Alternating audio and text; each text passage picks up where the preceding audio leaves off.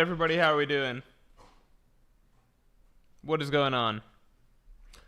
Yeah, we're not doing a prediction stream today because we just did a prediction stream, so it feels like a little bit redundant. But people have been talking a lot about, obviously, the One Piece live action season 2 casting. We can use that as a jumping off point. Really, I want to talk about One Piece live action season 2 in general and see where people are at with it. 25 minutes late, fraud. I know. No, I'm not 25 minutes. This is 10 minutes late. 10 minutes late. This was scheduled for 45, right? 45?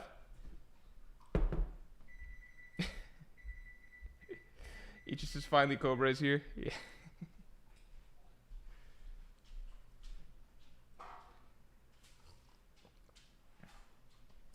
Talal Asan says, I'm sure this will not be a controversial stream at all. Honestly, it's not going to be a controversial stream because we're barely going to touch on race stuff is out the question. I mostly just want to talk about One Piece live action season 2. It's just called One Piece live action season 2 discussion. We're not talking about the casting of people. 75 minutes late? What are you talking about? Wasn't this scheduled for... No, it wasn't. No, it wasn't. It wasn't 75 minutes. You guys are crazy. You guys are crazy. Come on now. All right. You made me do a double take. Okay, everybody. First of all, do we know when One Piece Season 2 is coming? Do we know when that's happening? Season 2 is going to drop before the stream? Oh, come on now. Also, good news. Good news. Very good news. We have an analysis video coming on Wednesday. Not the Wano analysis. That's still coming in September. All right, September 17th or 24th, pending my completion rate. Analysis that's coming out on Wednesday is the Egghead Island analysis. And once I went through the arc again and did all of the actual writing work for it, I now have a new opinion on Egghead Island. Now, I think it is easily... I already thought this, to be fair. I think in terms of thematic writing and character writing, it is easily not really close to me. I think it's easily... Character writing, you can go different ways depending on how much you value if it's for the Straw Hats or not. But I think most would agree that, Kuma's character writing was the best we've had in One Piece in a long time, if not ever. Thematic writing in Egghead is easily the best out of any post-time skip arc, and that's not really close. So Egghead is phenomenal in those areas. I'm excited for the video coming Wednesday. I think it's a really, really good video. How long is the Egghead analysis? Egghead analysis is shorter. It should be somewhere between... Actually, let me ask my editor right now. I'm kind of curious myself. I think it should... My guess is that it's going to be... Because I don't know in terms of how page count always translates to minute count. Usually it's a ballpark. But my feeling is that it's over 30 minutes and somewhere below 40 minutes. So it's not the longest, even though the arc... The thing is that even though the arc is very long, the arc does also have a lot of fluff in it. So it's not... If I were to compare it to something like Whole Cake Island, right? Well, how do I say this? No, yeah, I mean, actually, thinking back now, like, the arcs I've done in the past, arc analysis I've done in the past, like Marineford, I covered the whole Marineford saga, which was 100 chapters, and that was about an hour long. I covered Water 7 and East Lobby together, and that's about, those two together are close to 100 chapters long.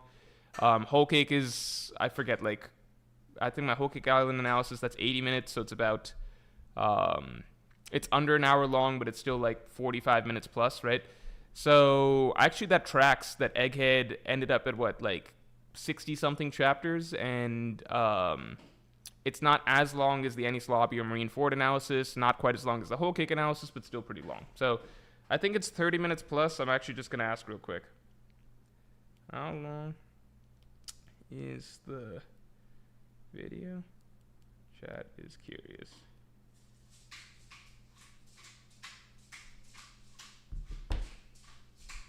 Yeah, thematic writing in Whole Cake was very good. So I shouldn't say not close, because Whole Cake, I think, was really good for thematic writing and character writing.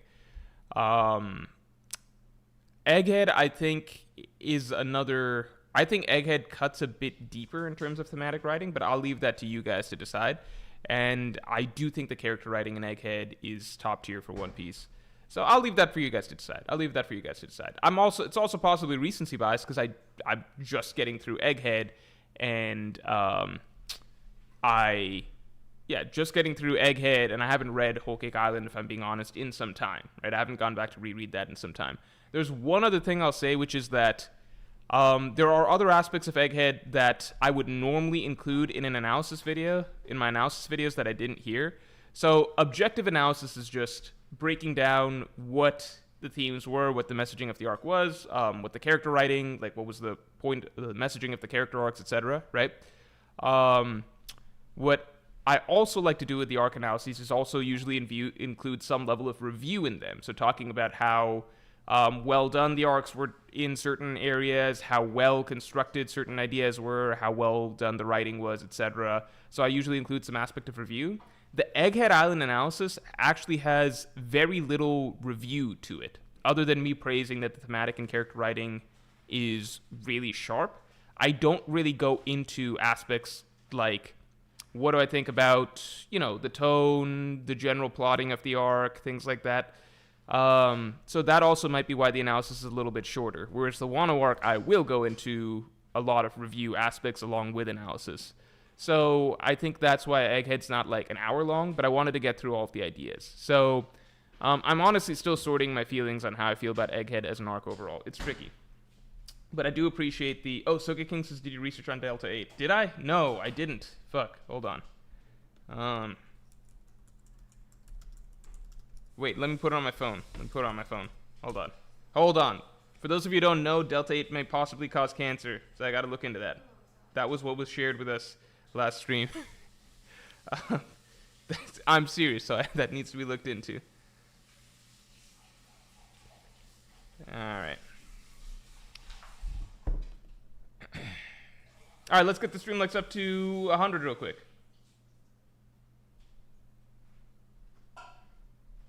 Isaac's asking Morj, have you read Dandadan? It's by one of Fujimoto's assistants, and it's pretty good. I have not read Dandadan. I really want to, but part of me also just wants to wait for the anime, because the anime is coming out really soon, right? And the anime looked pretty cool. Oh, E-Legend asked a good question. With the Egghead Island arc analysis, would you include things that happened away from the arc, such as Imu and Sabo, Garp, and Aokiji? I touch on... There are some things that are very... Because... I personally think that from what I read, and the ideas that I'm drawing from Egghead, all of the cutaways that we got were relevant to the ideas and themes of the arc. So I did touch, in particular, Garp and Aokiji. The Aokiji segment is actually particularly important to the Egghead analysis. But I think the one thing I did not, and I didn't really touch on Imu and Sabo, but just for the sake of time. But there's things that I say that kind of you can draw the conclusion as to why that stuff is relevant. The one thing that I think is not super relevant, unless it's like a bit of a stretch, I think is the Shanks and Kid cutaway. I think that's a bit like Shanks and Kid cutaway. I think Law and Blackbeard cutaway. Those are two just like hype. Those are more so hype plot-based cutaways that don't click with all of the themes of the arc that much necessarily, and that's fine. That's okay. That's just like breaking up the main story of the arc with some exciting stuff in the background just for fun. That's okay. That's never gonna be like a critique of the arc, unless it's like very blatant, like unless it's like totally random, obscure. Like those make up like two chapters total. You know what I mean? That's okay. All right. Here's what we're doing. Hold on. 1 second, please.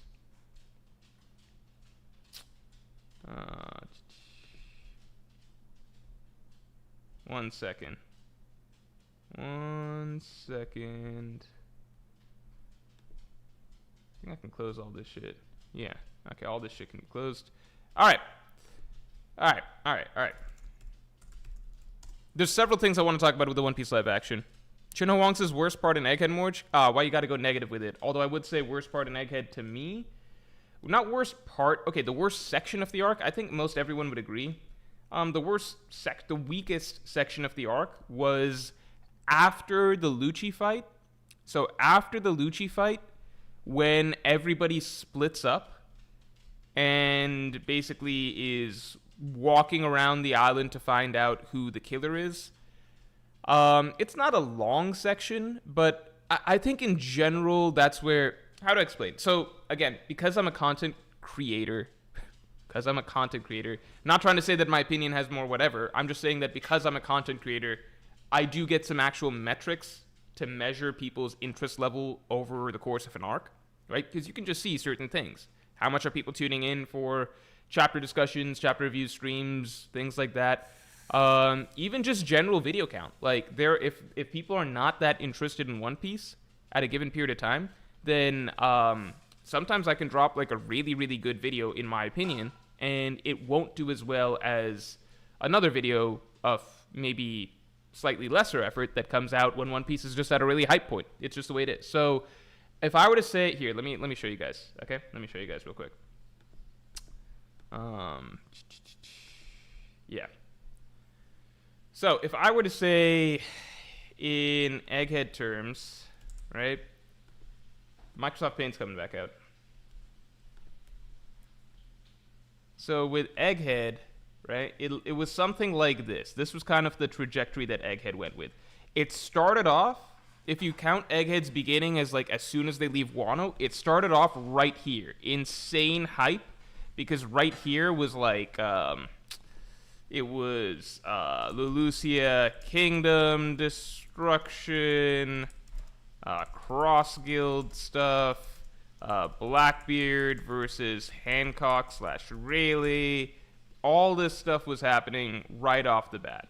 Okay, you guys can see this. Okay, so this was the starting point. All right, don't know what I just did. Oh fuck. All right, here, Lulusia Destruction, Blackbeard versus Hancock / Rayleigh. All that good shit, right? Cross Guild established. The stuff that people really loved, okay? So that was where Oda started it off. I think he knew that. I don't know why it's coming out fuzzy, but it just is. Maybe it's just because it's zoomed out a little bit. Yeah, whatever. Okay, good enough. You guys can read it. That's where it kind of started off. Then I think Oda knew to start it off at a high point. Then it kind of, then it's like fine. It's at like a lull, and like this is generally the way readers work, right? Like we always understand when Oda's in his setup exposition phase. Reality is that that's just not the most hype part of the arc. There was like a little spike in hype here when we get Law versus Blackbeard, but for the most part, it's kind of like, we're at Egghead, we're seeing the environment, we're meeting Bonnie. I remember there wasn't a ton that readers were super interested in at this point in time relative to during this point in time, right? I'll just give this little hype little thing right here. Hold on. So, Egghead early chapters, right? Egghead early chapters. Then you had Law versus Blackbeard. That got people excited again for a little bit. Then I just remember it was some really slow going after that. People got somewhat excited during Luffy versus Lucci again. And then it just went down off a cliff for a period of time during the mystery section. So Luffy versus Lucci, people were excited somewhat. Fuck. Luffy versus Lucci. And then we had right here, which is just dumb mystery shit, right? And then the arc comes into its own. This is when the true Egghead Island shows its face. This is when all of the setup pieces take off, okay? So from here, I forgot. There's also some other shit where like we're cutting away to, it all starts here, okay? It all starts here, okay? So from here, the arc just takes off, all right? Just launches, okay? You get Shanks and Kid. Let's see what happens. Shanks and Kid, we cut back to the island for a second, like a chapter or something like that, but the Shanks and Kid stuff. Then we get the whole Garp Hachinosu raid. Then we get Reverie, and then we cut back then we cut back to Hachinosu raid. Then we get Reverie. Cut back. Reverie, Garp Hachinosu raid finish out, and then chapter 1089, cutting back to the whole dramatic setup of the Straw Hats, like having York cornered and basically declaring war against Saturn and Kazar and all that shit. Like, I'll just say literally all the cool shit. Yeah, literally all the cool shit. Shanks, Garp, Sabo. So everyone was hyped as fuck right here. And I think that energy kind of stayed. I think that energy kind of stayed for a bit because it was like people were excited for. No, it gets a little wibbly wobbly right here. So it gets a little wibbly wobbly because people are at first really excited about like Straw Hats versus the Buster Call and everything like that. Then it's kind of like, okay, Luffy versus Kizaru's Straw Hats breakout against Marines hype. Okay, so this happens. People love that. Then Luffy versus Kizaru was good, but I don't think people love it. Was tricky. I remember it had a mixed reception while it was coming out. And then Kuma's hype. I mean, Kuma's shit starts, and the thing with Kuma's shit is it wasn't great for views because I don't know how much casual readers loved like the actual backstory or whatever. Like, not every chapter of the backstory people love, but overall, in terms of sheer quality, I think most people would like. If you're talking about quality and how much there was for me to talk about from a story perspective, which I really appreciated, this was probably the high point of the arc, right? If we're talking like general hype, it's probably a little bit lower, but I view this as the high point of the arc in terms of writing. Kuma's stuff, and then I think we're getting to now we're getting to the end of my space here, right? I think there was a lot of hype. Then we get a bit of a dip, then a lot of hype when Gorosei arrive, and then wibbly wobbly again during the Vegapunk's speech. Wait, okay. It's a bit of a dip after Kuma stuff, then a lot of hype when Gorosei fucking all like that stuff's going down, and then after that it's kind of wibbly wobbly all the way to the end. Does that make sense? That's basically how Egghead kind of plays out. It's an arc of many sections because there's a lot of stuff going on and there's a lot of cutaways and stuff like that. And the storyline's not that clear from early on. Like, things really take a lot of time to shape up. You don't really know that it's going to be a Kuma-focused storyline early on. You don't really know that it's going to be about the Marines and Saturn and the Gorosei and Imu and all that shit. It takes a while. Like, it's around here that we're even finding out what the arc's about to some degree. And the plot on Egghead itself is not that interesting. A lot of the hype comes from outside world stuff, and then it takes off with, like, the Marine battle and everything like that. And then, obviously, turns out to have one of the best backstories, if not the best backstory ever. And then the ending I still found to be complicated. Like, Vegapunk's speech. Like, this section is Vegapunk's speech till end. VP speech till end, basically. Yeah. And this was all 5 Gorosei arrive. Okay. Anyway, that's basically it. Oh, you guys can't see? I'm sorry, guys. Here, hold on. My bad. Take a look at that shit. Here. This is what it looks like, okay? This is the whole thing. This is how Egghead Island's flow is, okay? Starts off at a really high point. Don't measure too much what point is higher than what point. Like, that's not scientific. Just kind of freeballing it as it went, right? But this stuff was really fucking hype. Then it dies down a little bit as we enter Egghead. You know, it's just natural beginning of arc shit. I think the only arc where we arrived... Is there any arc where we arrived on an island and it was just balls to the wall, insane shit from the start? Like, genuinely hype shit from the start? I think Alabasta might be the only one. Because by the standards of Alabasta, you get to Alabasta and, like, the first thing that's happening is basically... we get to Alabasta, first thing in Alabasta is, like the obviously introduction to our villain, but literally I think the next chapter is ace, absolute fan favorite, right?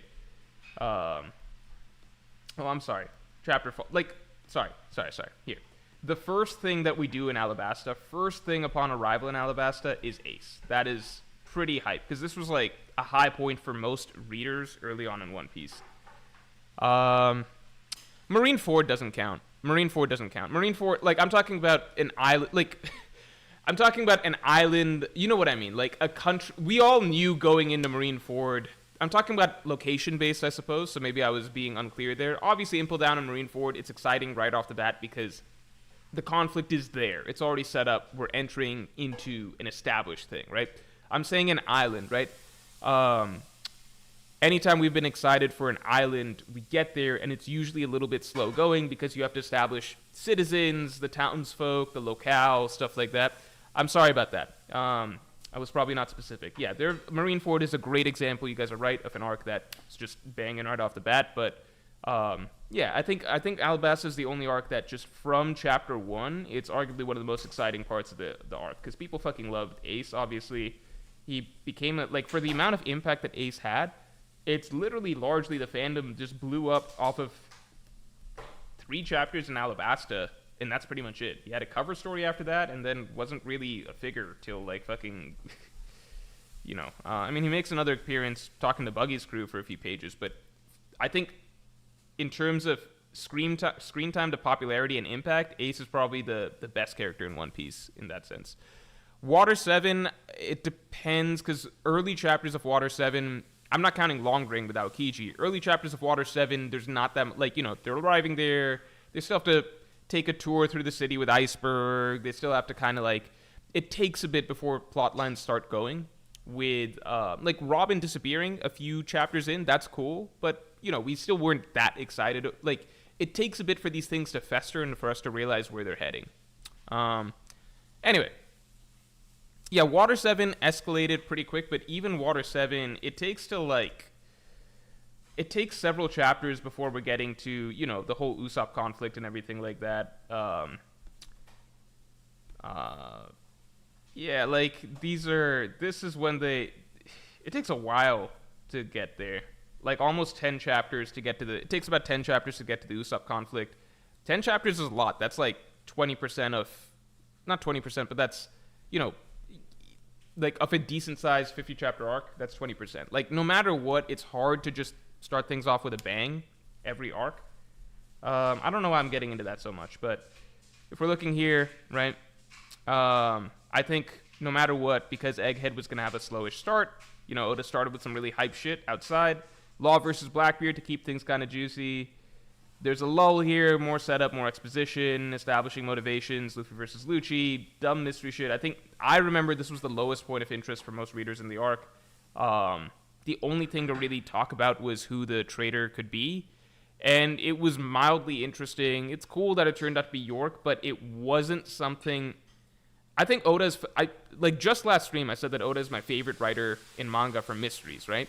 I don't think that this was a good example of that. I think this was a case where Oda didn't really have that juicy of a mystery on his hands, but he chose to... Like, the York reveal would have been cool if there wasn't a lead-up to it, if that makes sense. I mean, the York reveal was cool in and of itself, but I think this section of the arc didn't really need to exist. You can just reveal that York is a traitor, and that's more of a plot twist, I think, than basically telling the reader there is a traitor...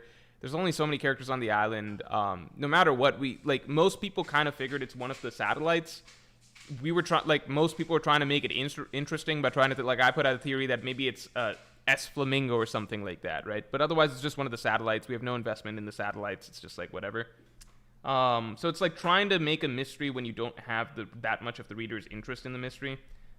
And the reveal is not that mind-blowing. Like, if you're going to set up a mystery section of the arc, then the reveal needs to be mind-blowing. Otherwise, it's better to just have the reveal be the reveal, right?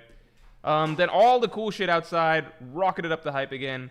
Then all of this section was hype. Luffy versus Kizaru delivered for some people, not really. Kuma's backstory, peak One Piece writing, genuinely, like, absolute peak writing in the story.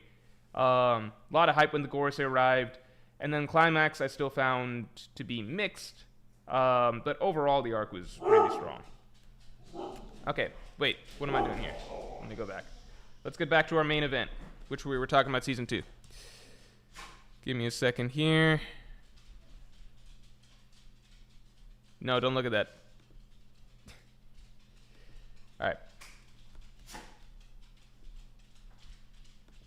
Okay. And... Okay. I'm gonna move myself back up to the top. I think that's nah. I think being here is probably better, right? Maybe, yeah. Let's put it on the bottom right corner. Let's see how that works. All right. I think let me catch up on supers real quick. Party McFly, thanks for the 5. Do we get any early reveals in season 2, like Garp being Luffy's grandpa? Maybe that dragon is Luffy's dad. Already heard that Bartolomeo might be in Lockdown. I really hope we don't get the dragon stuff. That would be not good, in my opinion. I think that would be really, really not good.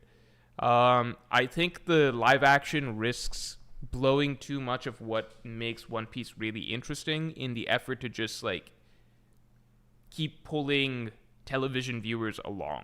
You know what I mean? I think the way that the live action does themes specifically regarding the nature of the world, the Marines, the world government, justice, etc., is really, really poor in comparison to the actual One Piece anime and manga. So it's already done too much right there. I think that it just needs to slow down and trust the material.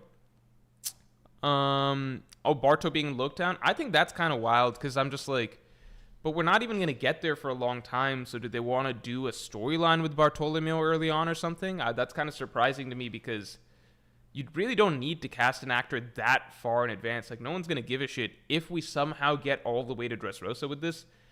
One, no one's going to give a shit that, like, if you swap actors for Bartolomeo at that point, that's going to be so many years down the line. Shows do that shit all the time as long as that actor hasn't spoken yet. And two, it would be cool to see Bartolomeo in Lockdown, but like, if we're not going to see him again for a long, long time, for most audience members, that's going to be kind of just a random inclusion that they're like casual viewers. So I don't know what decisions or what storylines they have in mind, but I assume it's something. Yeah, I don't know about the Bartolomeo and Lockdown thing. Kunal Dashawai, thanks a lot. Hey Morj, hope you like the Usopp art I did on Twitter. I think I'll start posting more often. If you ever need a cool thumbnail, hit me up. Oh, thanks, man. Usopp art you did on Twitter. I gotta take a look at that. Maybe I've seen it. Maybe I've liked it. I don't remember. I'm sorry. But I'll take a look maybe after this. We do have a thumbnail guy that we do like and that we do use pretty often. I mean, for literally every video.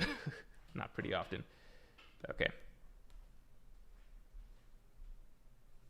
It's just a cameo, probably. Yeah, but a cameo for someone that's not going to appear for maybe a good 10 years is kind of crazy, right? Although, if they go at a pace now of releasing one season a year, maybe it's not that insane. I don't know. Aespa comebacks is just give us a profile or half a face with green hair and teeth. Yeah, and then you can recast it whenever later. Okay, things I want to talk about with the One Piece live action. All right? Things I want to talk about. Things to talk about. Episode pacing. Casting, kind of fun. What the fuck do they do with Chopper? Yeah,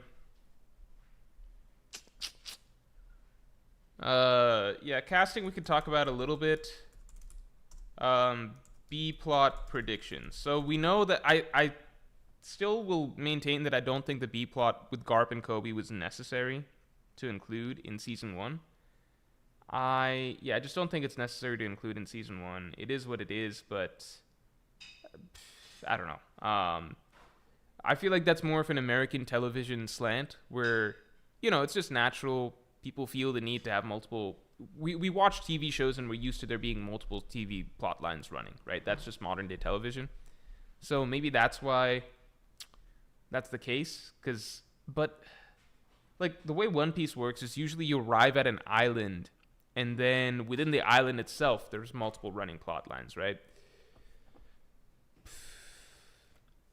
So I feel like there's not a need to create multiple plot lines even outside of that, but that's what they did in Season 1. I'm still surprised that they went the route they did with the episode pacing. If I were to give my quick guess, of how they might try and pace out, because the fact that they're casting Bartolomeo, that's like a confident move. That's basically them saying, we believe that this show is going to last a very, very long time, right? So they have a vision for how far they want this to go in the future, but the rate of chapters that they're trying to do if it's like 60 chapters a season, that's insane. They're not going to make any headway. I understand that people disagreed when I said in a previous stream that I think that they should have just tried to do all of Baroque Work Saga in wait, let me see. How long each One Piece live action episode? Yeah, they're all like between 50 to 60 minutes, right? So those are long ass episodes. I still feel this is how I would have paced it. How I would have paced it just to try and make progress. Right? Because if you're doing this stuff at like 60 chapters a season, it's just never gonna get that far, right? And it seems like they don't want to cut things for the most part because they're keeping Little Garden, Drum Kingdom, all of that stuff. So now I can't really imagine them shortening. Like I said before, that maybe they could do Skypiea as like a shorter arc. Like they just need to go to the sky and establish the key points. You don't need the full arc of Skypiea with Conus and shit. But if they don't want to cut things, I don't really know how they're gonna make progress. Fuad Nori says 8 episodes just not enough for those arcs. I think that they should have gone for 10 episodes, which I don't think is insane because they had they filmed season 2 and 3 back to back. I get that budget does exist, so 8 episodes. Okay. If I were to try and fit it in 8 episodes, I think here's the reality. Loketown only needs to be 1 episode. Okay? It really does. Loketown is 5 chapters. It only needs to be 1 episode. Okay? Maybe less. I think Loketown might legitimately be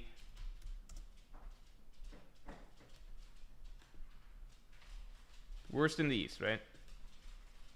So Loketown starts here, 96, 97, 98, 99, 100. Yeah, Loketown's 5 chapters. It only needs to be 1 episode.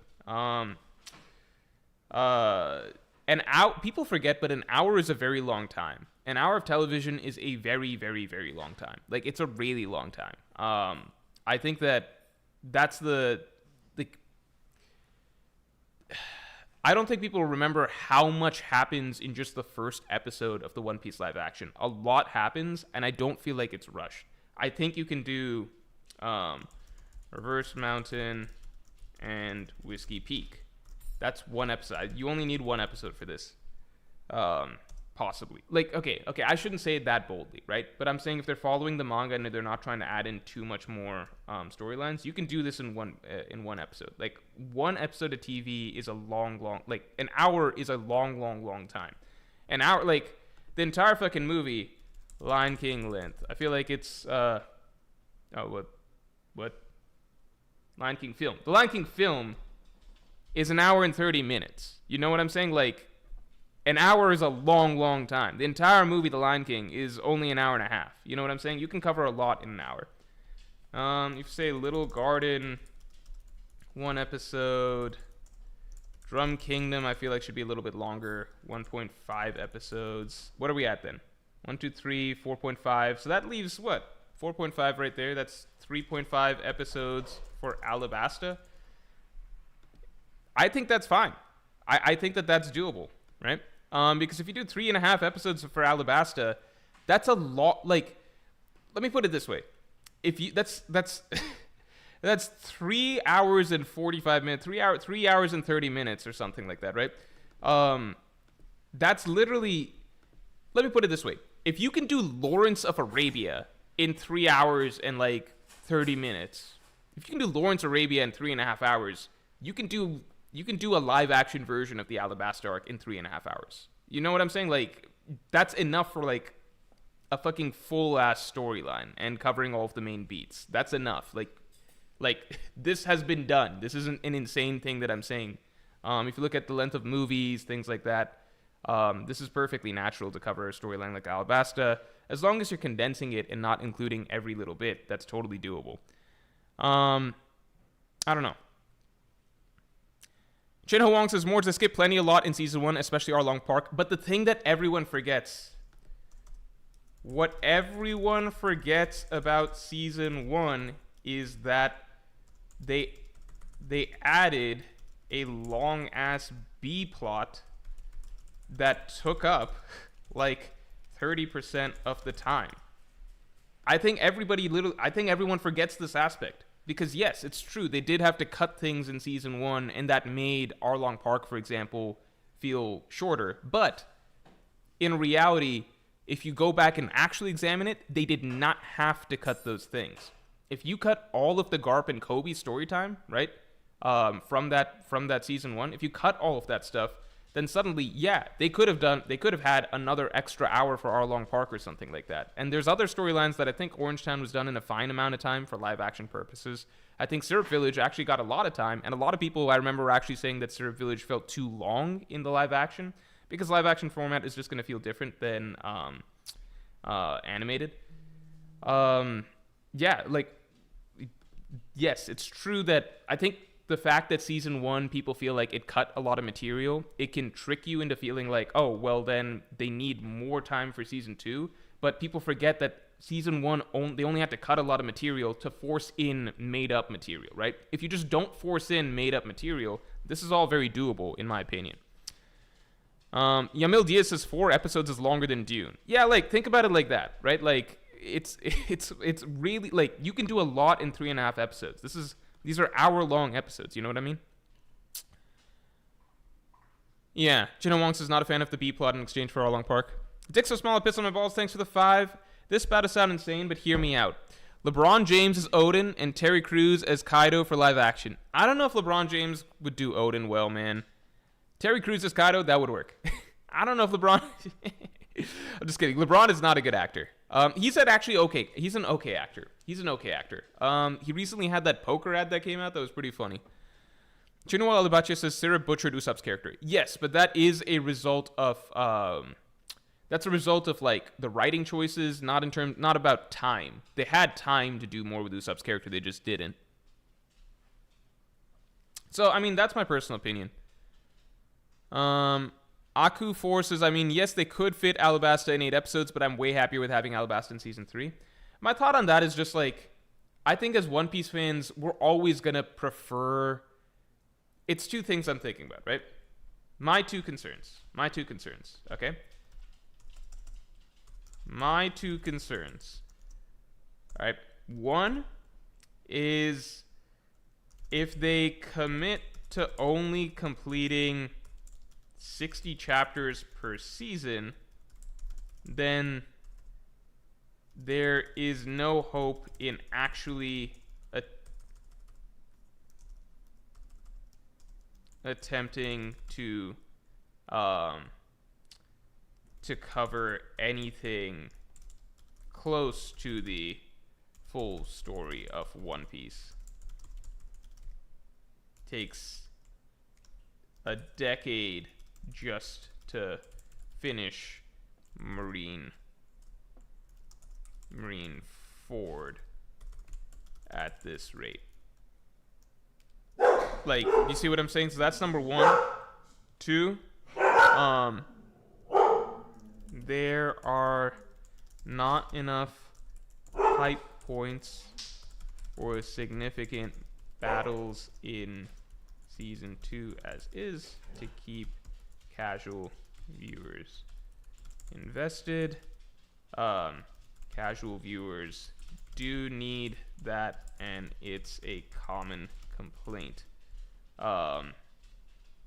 You see when second season doesn't deliver same action / hype as first season seemed to imply, right? Again, example, House of the Dragon, right? That's an easy example. Reality is no arcs in season 2 as is have the stakes of Alabasta or even Baratier. That's my second concern, which is I worry that because One Piece live action was very successful, right? Season 1 extremely successful in terms of viewership. My worry is that they now feel like they might have a very long leash in terms of like, oh, people are watching this, people are enjoying this. We can take a full season to set up stuff and not deliver on the hype of the Grand Line.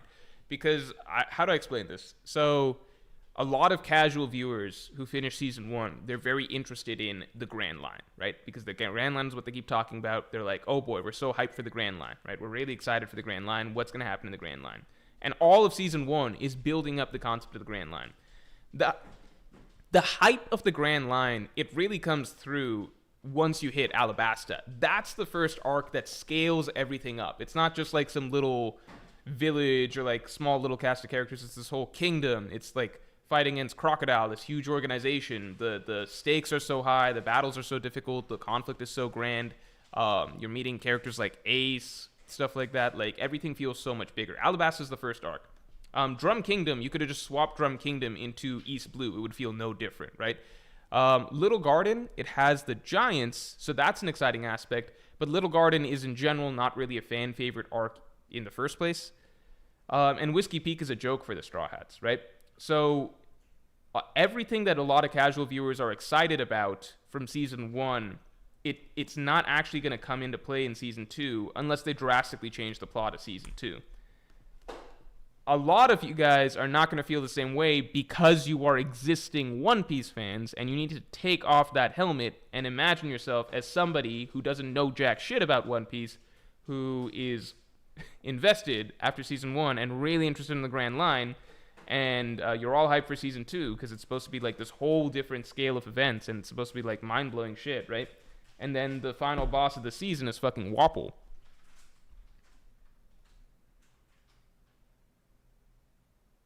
Truck Gooden says you don't really need a big high stakes arc. Season 1 ended with Arlong Park, and it's more or less in the same level than Drum Island stake wise. Arlong Park is significantly higher tension storyline than Drum Kingdom. It's not even close. Drum Kingdom is a joke.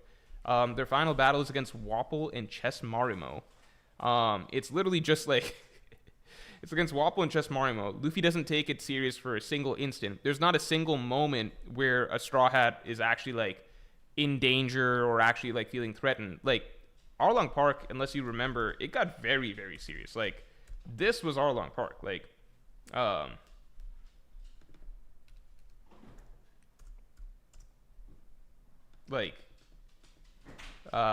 let's pull up right before Luffy comes out. Luffy pops out.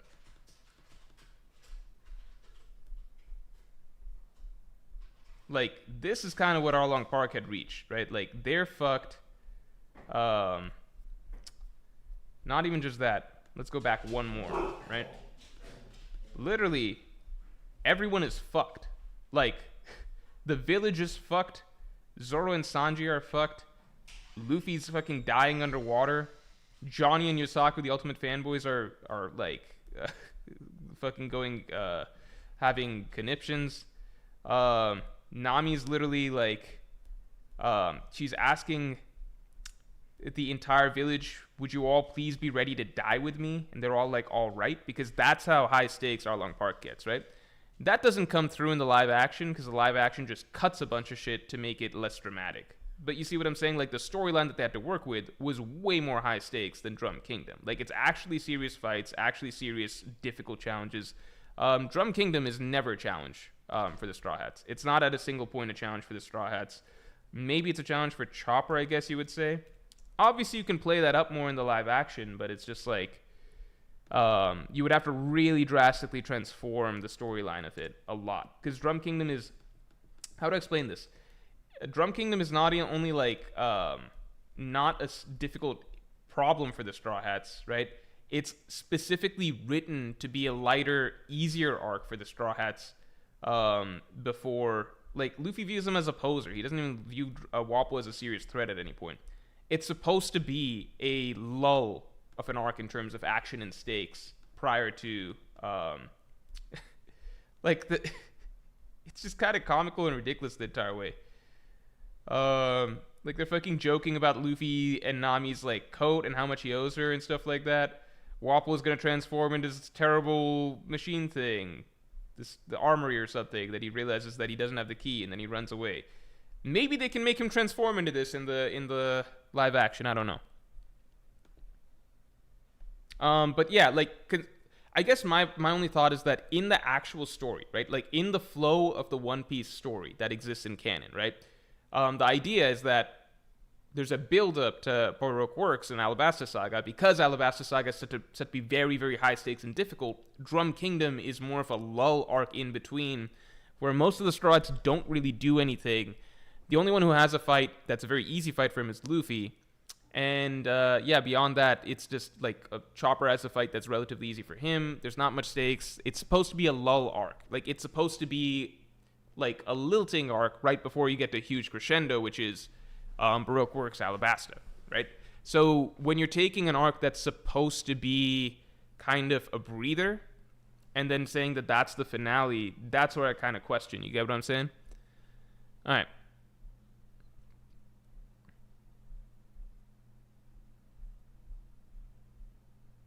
Orlando Gatuno, thanks for being a Pirate King tier member for 7 months, man. Hey, Morj, what type of role do you think Yuruj will take in Elbaf?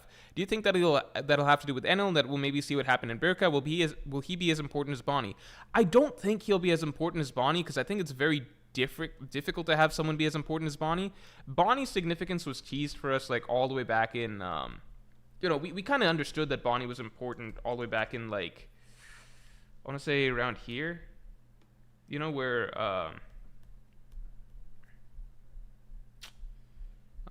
maybe it was one chapter back. Yeah, but we understood Bonnie's really important right around here, right? When I heard that he had fled the government, a chill went down my spine, but that's over now. We understood that there's something more to her story. Even before that, we understood that there was something more set up for her character. Like, everything is his fault, we have to find him, let's go to the New World. Yuruj is just talking about Blackbeard. There's nothing yet set up for Yuruj's story other than him being from a sky island. I imagine Elbaf would be the perfect place for him to show up, though. Also, let's get the streamlights up to 150.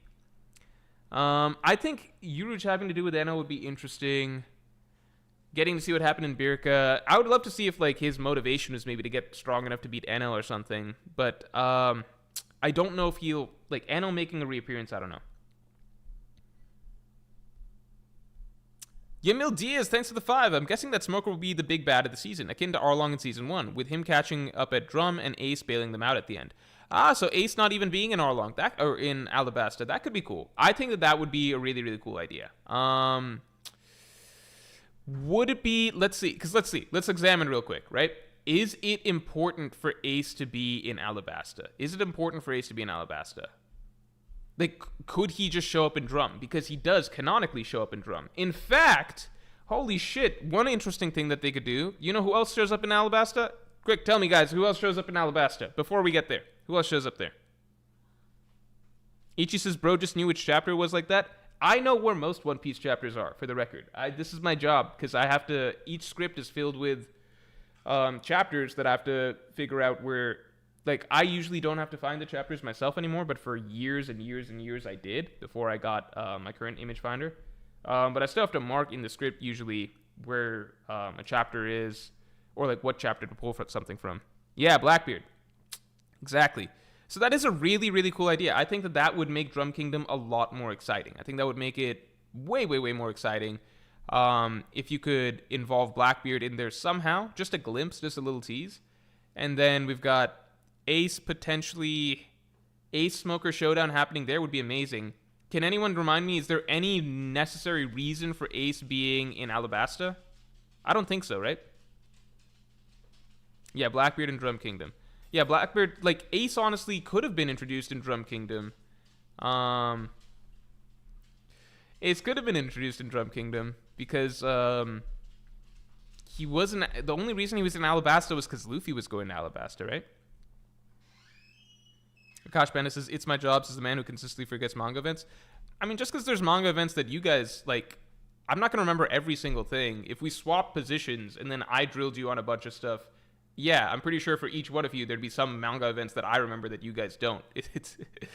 I don't remember, like, I don't have all of One Piece downloaded in memory, but if you ask me, like, a given thing, like, hey, when did this event occur? Like, when did this character say this or that? The vast majority of things, trust me, if we swap roles, you guys would have a much harder position than I would have in chat. Like, let's just say that. Yeah, sometimes I'm going to forget things. I'm human. Sometimes I'll forget something that's even a common knowledge thing almost, but the vast majority of instances, like I do know this series for the most part inside out. You can ask me when something happens in a chapter, I can get it down to not necessarily the chapter, but if I know it decent, like some things I'll know down to the chapter, and then a lot of things I'll know within 5. At worst, I'll know something within 10. Jinho Wong says, Morj is just like a face is absurd. Is Ace needed in Alabasta? Yes. No, I'm saying, could we just move that, like, I'm saying, is he tied to that location? Of course he's needed. I'm saying, could he be moved to Drum Kingdom? Could that same storyline, if we're trying to say, well, Smoker and Ace, that showdown happens in Drum Kingdom instead, could that make sense? You know what I'm saying? Like, is there any part of Ace's storyline that actually ties him to Alabasta itself? Or does he just need to meet Luffy at some point? Because in that case, they could do it with Drum Kingdom. I could see.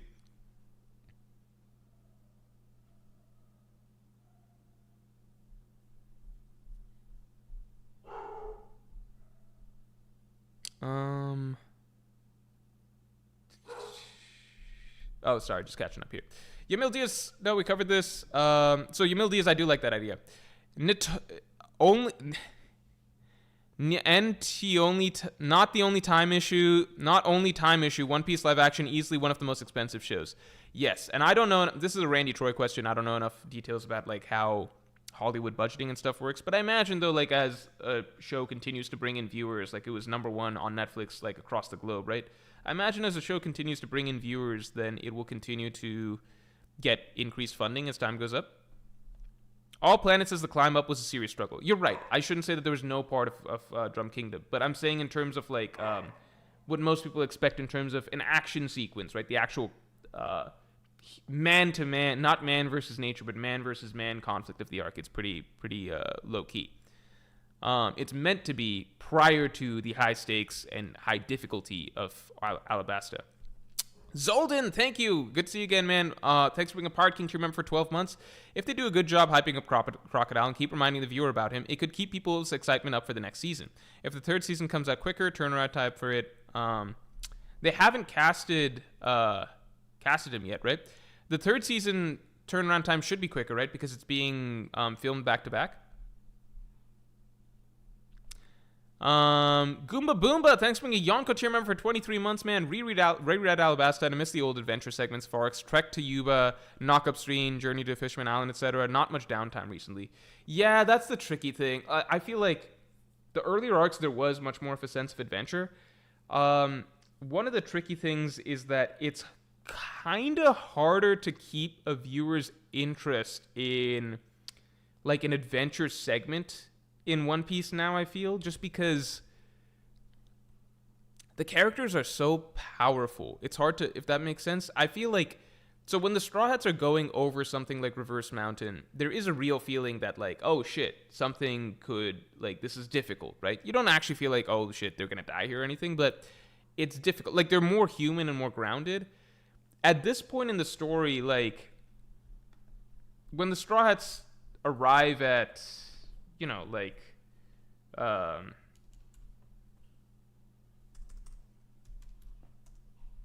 if the Straw Hats arrive at, like, in this type of a locale, right, it's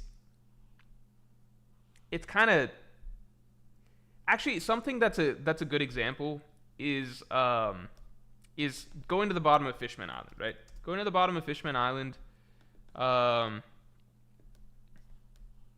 this is a badass spread, by the way. But yeah, something like this, it looks really cool.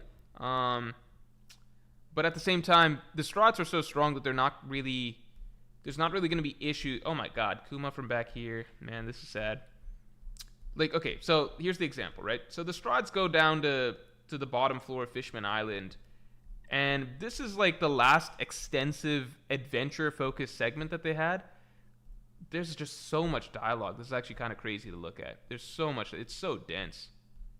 Because there's so many characters and so much exposition needed. Yeah, like, it's kind of cool. Like, it is cool. It's a cool segment. I think this is the last time that, like, nature was really a threat to them. Even then, the Kraken is kind of something for them to flex on, but it's kind of fun. You know, it is fun. I think this is a fun sequence. I think this is the last time I can think of that, like, nature was a threat to them. Nowadays, adventure segments, it's just like there's not much that's... I think if they went to space or something, it has to be really, really grand for an adventure segment to be interesting from start to finish, you know? I think a volcano goes out right around here. Yeah, the volcano. So there's stuff that's interesting. But I think adventure, the idea of adventure, like just adventure being interesting, it relies on like Tintin is an adventure series, right? It relies on the elements and actual nature and potential like beasts or monsters that you run into, that sort of thing, being an issue and an obstacle. That's what that relies on, right? So for example, here's the really easy example, right? Dragon Ball Z can never again be an adventure story, right? Tell me why or at least it can never again be an adventure story of Goku, Vegeta, Bulma, Krillin, Piccolo, traveling around the world to find Dragon Balls. It can never again be an adventure story, right? Like early Dragon Ball was. Why? Because they're too fucking powerful. Like, it's kind of ridiculous, right? There's no... In part 1, or Dragon Ball, original Dragon Ball, when Goku's just a kid who, like, you know, he's physically strong, right? He can, like, lift a car and stuff like that.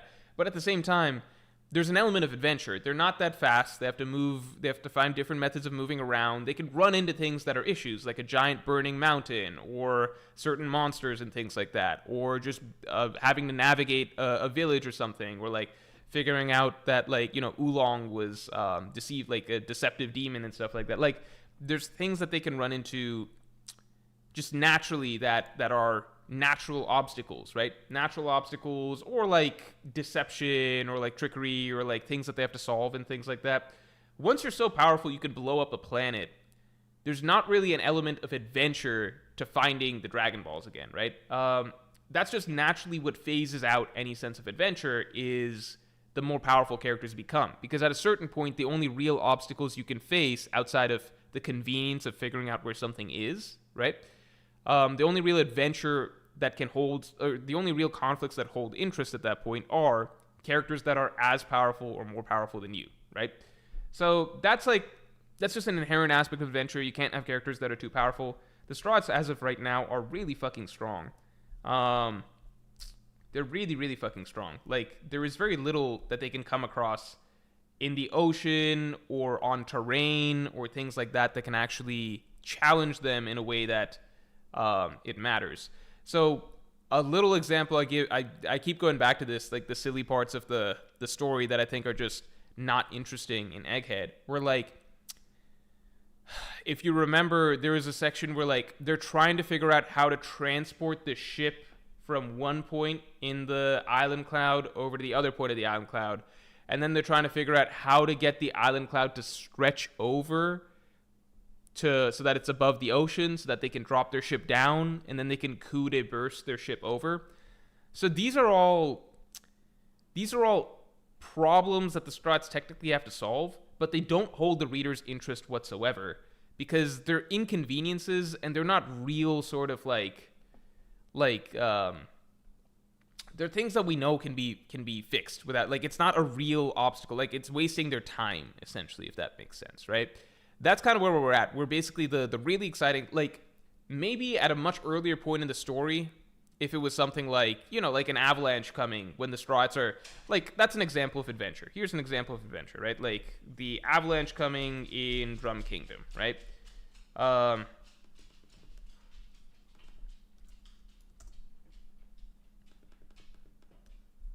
Right, this is adventure, and I really missed this section of the story. This was a really fun section of the story because it's actually a really funny section of the story because this is one of the funniest chapters you'll find. So it's, oh no, we skipped the part. Hold on. Here, this is where the adventure starts. The adventure up the island starts, and this is like when One Piece's adventure segments could be engaging, right? This is actually really fucking funny. I encourage you guys to go back and read this section of the story, because it's actually a really fucking funny conversation between Luffy and Sanji. This type of extended, like, comedy bit just wouldn't exist anymore in the story. This is really fucking funny, and it's like great characterization for both of them. It's probably my favorite Luffy Sanji scene in the story that's just them interacting. So it's a comedy bit of them traveling up the island that leads into this bigger obstacle of, like, these rabbits that want to kill them, right? That leads into, you know, it's all man versus nature. right? Trying to travel up the island. The problem keeps going. And then it turns into an additional problem where like Luffy's trying to keep Nami safe, and then eventually that turns into these rabbits trying to cause the avalanche, right? So now an avalanche is coming, and so why is this section of the story, like why is this adventure section of the story interesting, right?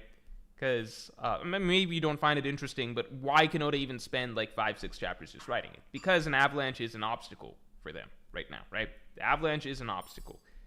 The avalanche is an obstacle, and that's why you can get scenes like this, like the rabbits fucking. Am I screen sharing? You guys can see what I'm saying, right? Like now they got to figure out a way to get through this, so they're fucking surfing on tree trunks and stuff, and this is kind of a cool scene. This is a fun scene. This would actually be a really fun scene to see in the One Piece live action. This would be phenomenal. This could be a set piece in and of itself if they try and do something like that. It might be too difficult to do, but you know, that's fun adventure shit.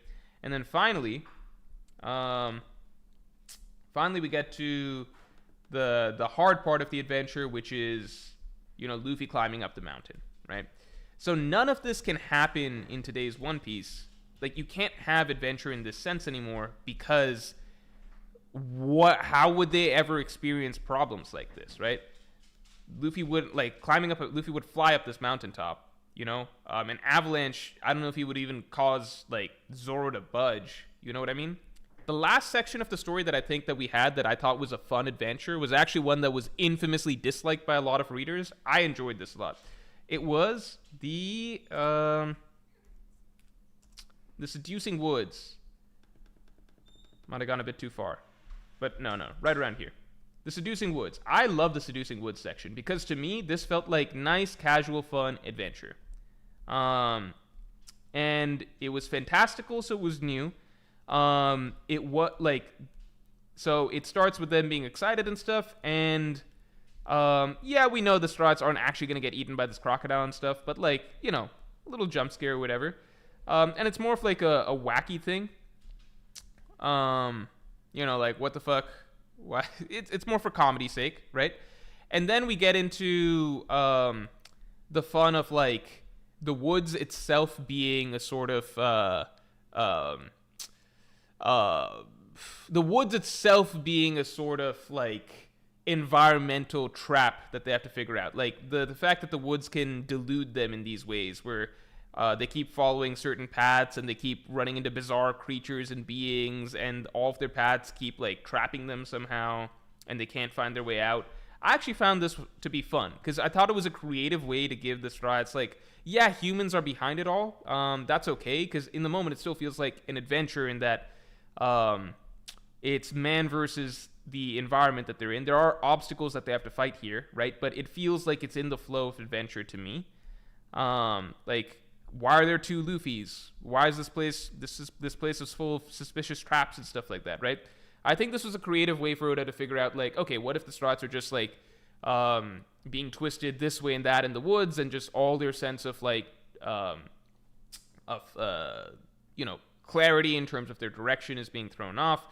I think creating a sort of labyrinth, I suppose that's the best way to put it. I think a labyrinth is like a good challenge that Oda can still throw at them, at least for a little bit. But you guys get what I'm saying? I think this has been a very, very long explanation I've been giving, but I think this is why we're at a point where I also think it's funny when people try and argue that One Piece is still an adventure series. It's really not. Like, the segments that would be traditionally called adventure are very, very short. They're very, very short. Just because it involves the Strats, like, just because the Strats factually have to travel from one locale to another, the travel time doesn't matter that much. Them exploring the island itself is no longer a large section of storylines. It's a very short section of storylines. Generally, the story is just getting to person-to-person conflicts very quickly, basically. And everything before that is just exposition and setup.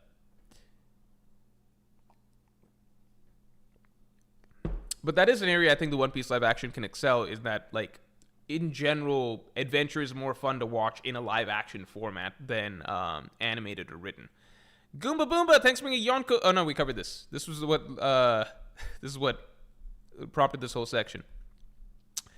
Mazin, oh shit, where are we at? Okay, hold on, let me catch up. Mazim El Tom, thanks for the 2. Just realized Kid is Luffy without protagonist power. I mean, I think it would be great if we got a little bit more clarity on what Kid is supposed to represent. Because yeah, it does feel like Kid is supposed to represent someone with a similar sort of will and drive to Luffy, where things just keep going wrong. But Kid himself is just such a shallow character that it almost carries no weight. You know what I mean? Like Luffy without the protagonist power, it's like okay, but also just Luffy that's dumber in a way, that doesn't learn from his mistakes. Like Luffy learned from his mistakes. That's something important to keep track of, right? It's one, Kid doesn't learn from his mistakes. Luffy does. He reorients, realizes when he has to get stronger, things like that. Kid doesn't. Two, Luffy has a knack for making friends, allies, people who are willing to guide him and show him and help him and pick him back up. Kid doesn't do that. Kid actually pushes that shit away. It's not just plot armor that protects Kid, because Kid's had many, many opportunities. You know what I mean? Like, many opportunities. The first time that Kid's crew got demolished by Shanks, by the red-haired pirates, not even the time we saw on screen. You guys got to remember, the time that, like, this event that happens, right? This is like, this shit, the Kid pirates being wrecked and destroyed. This is the third time this shit has happened. The third time. It's happened 3 times. Before this, before this shit, it was fucking like, it happened right here. It already happened once, again, right? Like, against fucking Kaido and shit, right? It already happened right here.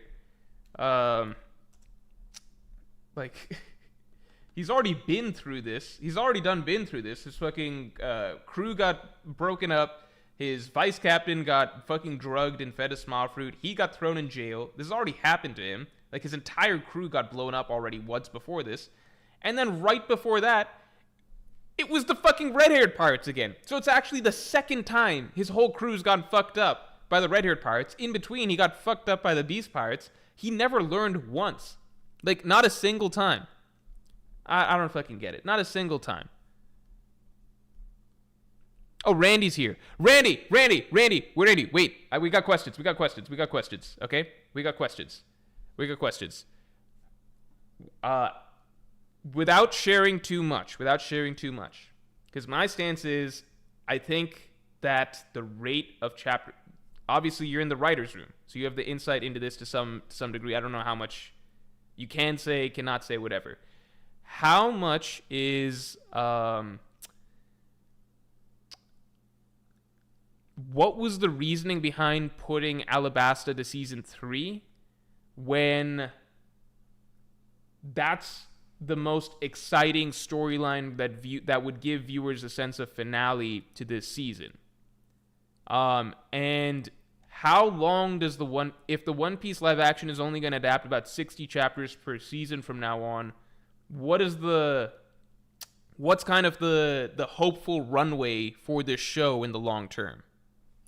If Randy wants to get on, I would be happy to have Randy on for this discussion, because like, I feel like he's not going to be able to articulate himself as well if he's just Randy can't say things.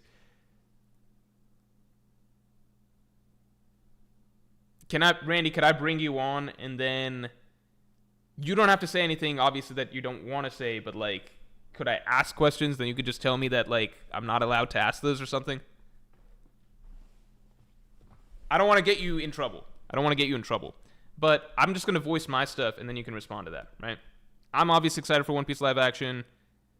50 paragraph it. Okay, I'll give Randy a moment to just type if he wants to type. NDA no me. Okay. Man, that's fair. Okay. All right. If Randy says anything, that'd be great, but I guess we're probably not going to have any luck there. Hiyo, thanks for the 10. Longer arcs having own season is good. Imagine spending a season with Robin as the villain and the next she's on the crew. Don't have 4 years of build-up in content to get attached. Only 1 season. I think I'm just going to have to disagree there. Because, like, no, okay, obviously getting a full season would be the best, right? Getting a full season would be the best. Because, like, that's, like, in theory, if you had infinite time, that's great. But my argument is more so that in terms of, like, actually trying to progress the overall story, I guess my question, okay, here's what my question ultimately comes down to. Is the goal of the One Piece live action to genuinely try to adapt as much of the story of One Piece as possible? Or is it kind of just like to adapt some of the storylines of One Piece and kind of see how far they get? You know? What does Randy say? Randy says, lol. That's not a great... God damn it. That's not a great... All right. Because those are two different things. Because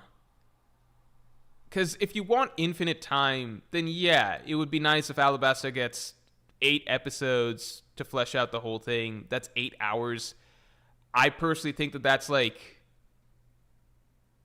an insane amount of time for the Alabasta arc for live action purposes. Because a simple example, because I just think that unless they have a lot of really good ideas of how to include things to spice up the arc, because 8 hours is essentially that's coming up on the length of the entire Lord of the Rings trilogy, right?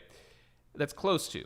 And the only reason the entire Lord of the Rings like dramatic structure matters, right? So with the Lord of the Rings, at the very least, like even in each individual film, right? Like in each individual 3-hour film, you're getting high points of interest scattered throughout the movie, right? Like you're getting the early parts where suddenly the ring rates are the big problem that they have to deal with. Then you're heading towards the climax, the first big climax, which is in... What's the name of the mountain pass that they travel through that's Gimli's cousin that ends with the Balrog scene? Like, you're getting this huge epic Balrog scene. That the entire mountain pass sequence is just amazing. And then you get another climactic battle against the Uruk-hai orcs at the end. Unless those weren't Uruk-hai, I forget. But against the orcs at the end. Like, even just the first 3 hours, there's a lot of high points of interest, right? In season 2, you've also got a very extensive dramatic structure all leading up to the big movie 2, right? You've got everything's leading up to the big grand set piece of Helm's Deep, etc., right?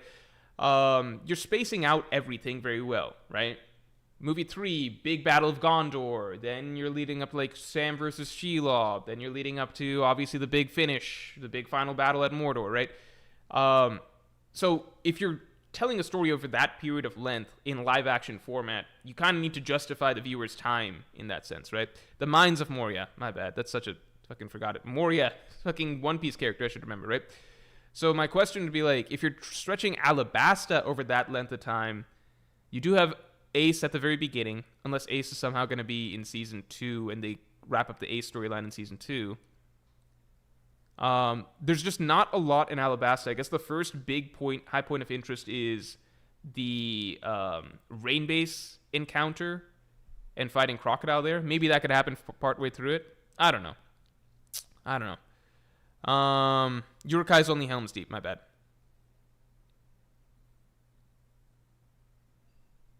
I don't know. Yeah, I guess I just don't, I don't feel like Alabasta, the arc, is written to, if you just look at it from a dramatic structure point, I don't know if it's built in a way that would make sense for it to take place over 8 episodes. It would have a phenomenal final several episodes. I guess maybe if they really...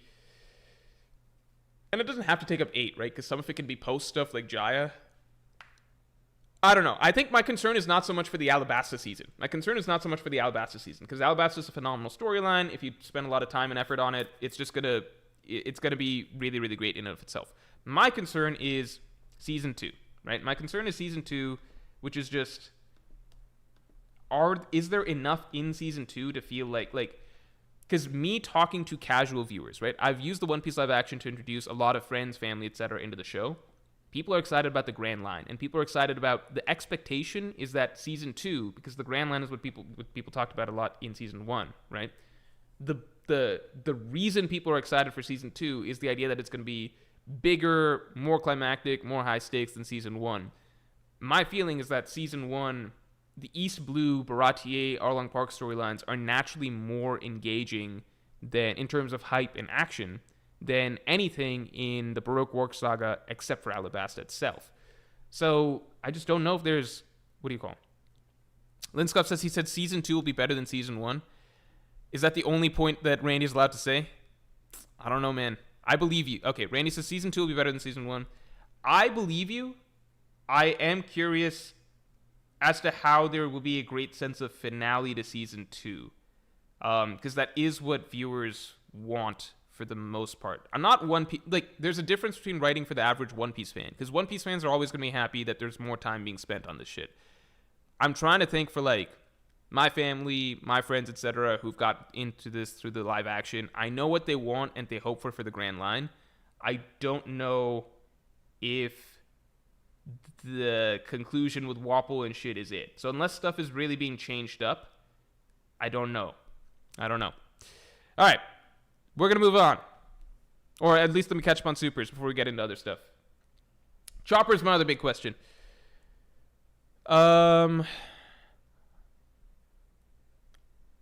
Dick so small, piss on my balls, thanks for the 5. Elbaf Silhouette seems to know the Strahds are coming somehow. Maybe they theorized 7th Satellite and knows because he also got memories like Lilith. Seems to know the Strahds are coming somehow. Elbaf Silhouette seems to... Yeah... Maybe the theorized 7th Satellite... A lot of people theorize that the 7th Satellite is Kid, though. I don't know about that. So, that's hard to say. I don't know if that's the 7th Satellite, man. I feel like that's more so the character that we saw before during the time skip. Aether, thanks for being a Pirate King to your member for 17 months, man. Elbaf means giant lore. Giant lore includes ancient giants. Oh, shit! Yeah, I didn't even think if we could get ancient giant lore right here. That'd be amazing. Ancient giants commonly wear triple skulls. Triple skulls signify Blackbeard. Elbaf will be when we learn everything there is about Blackbeard. Aether, that is a great piece of reasoning right there. I really, really like that. Because this is around the time of the story for us to start learning about that shit. That would be awesome. To finally learn about the ancient giants. And I feel like there's a lot of hints that Blackbeard will play a big role in this arc. That would be cool to tie those things together. I like that. Narwhal, thanks to 5. What do you think about Middle Eastern washing in Hollywood, especially in the One Piece live action? No hate to South Asian character or the casted actors. I talked about this in a previous stream.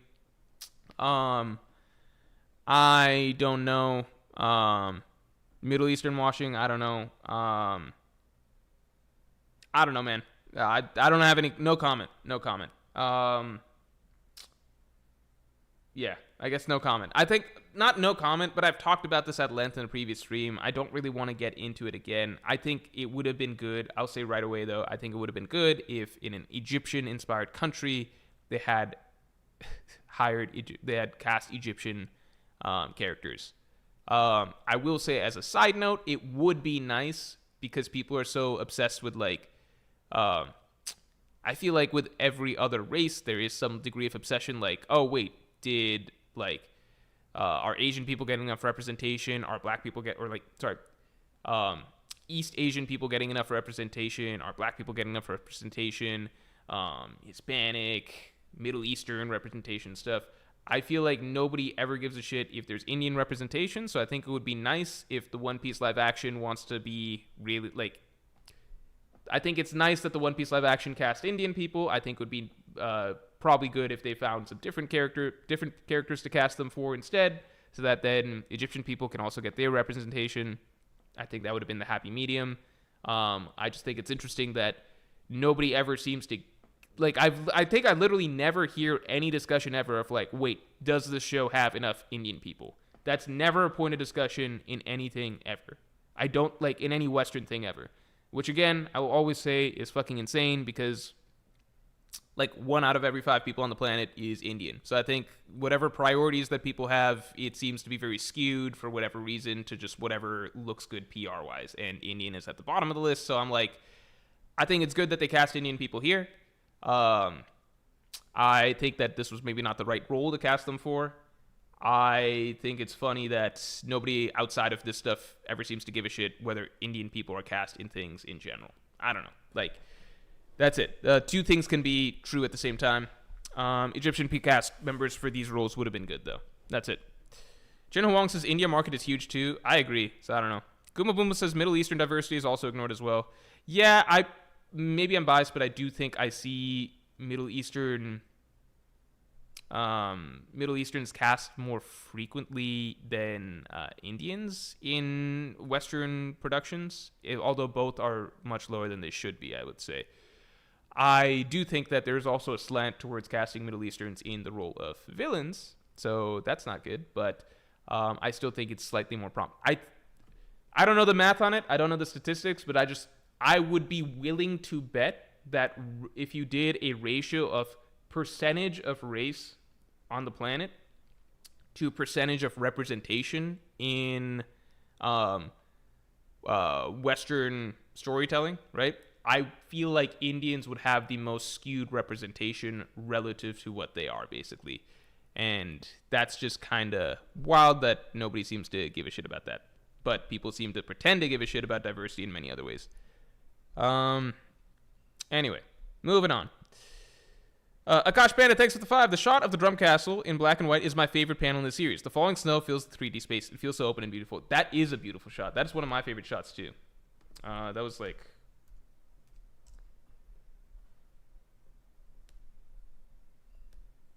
one behind? Yeah.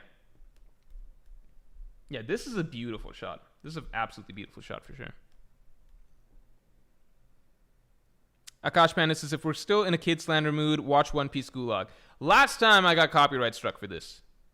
Shuke says, India isn't Western. I agree. But the thing is that, like, I just feel like you can't have it both ways, which is like, there's an obsession with, like, we need to...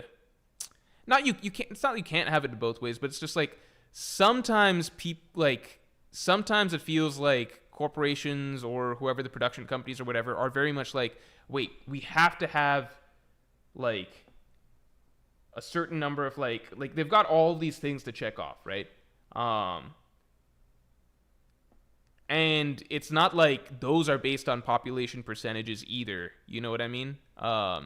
So it's just there's an image of what diverse looks like to production companies that's not really rooted in population metrics either.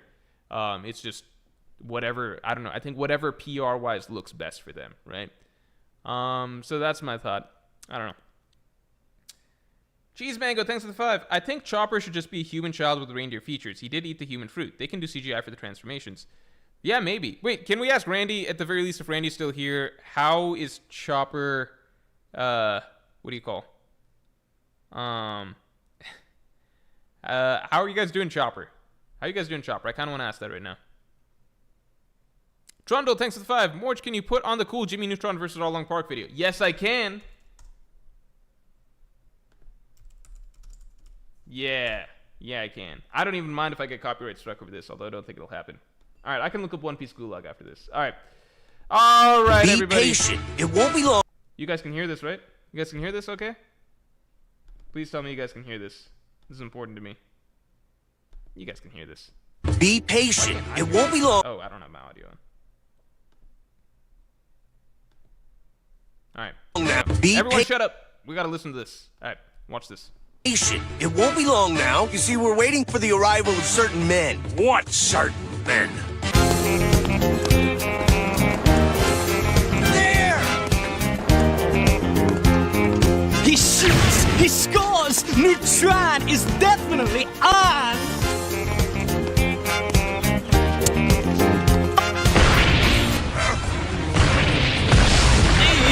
Who's up for some football, huh?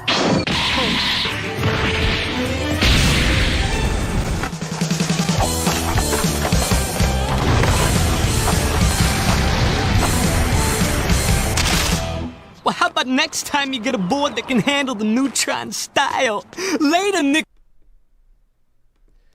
Randy, if Randy is still here, look. This is just my 2 cents. This is just my 2 cents. Take it for what it's worth. Probably 1 cent. It's not even worth 2 cents. Okay? But just take it for what it is. I personally think I would highly recommend taking a lot of inspiration from this scene for One Piece Live Action Season 2. I personally think that there is a lot that could be learned from this. This is my favorite scene in One Piece, personally. We're gonna watch it one more time. No. Okay. Oh, Randy is still here. Randy, I strongly suggest you check this one out. Or I mean, you got to see it, but I think there's a lot that could be taken away from this. I think Oda himself could take some notes from this scene because there's a lot of value in here. Okay, what do people want me to see? One Piece Gulag. Okay, let me check that out. Let me open it up over here. Hold on. What's One Piece Gulag?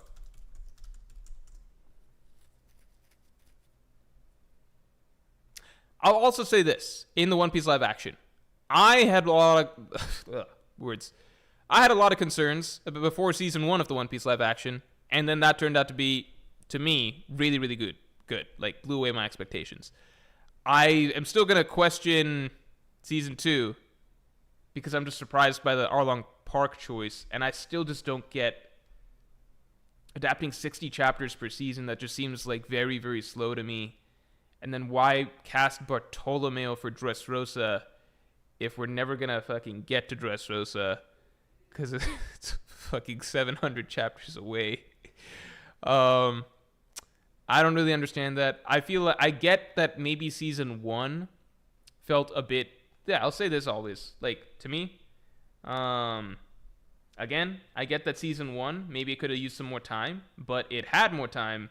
They just had to cut the B plot because that took up like 30% of it. If they cut the B plot, I feel like nobody would have complaints about how much time was spent covering season 1. So to me, like, the idea that season 2, season 1, like, these things can cover about 100 chapters, that seems very reasonable because season 1 covered about 100 chapters, and even if you feel like it was a bit too scrunched, well, you could just, that's only because fake material was added in there to scrunch it up even more, right? If you cut the fake material, then suddenly it all fits pretty cleanly.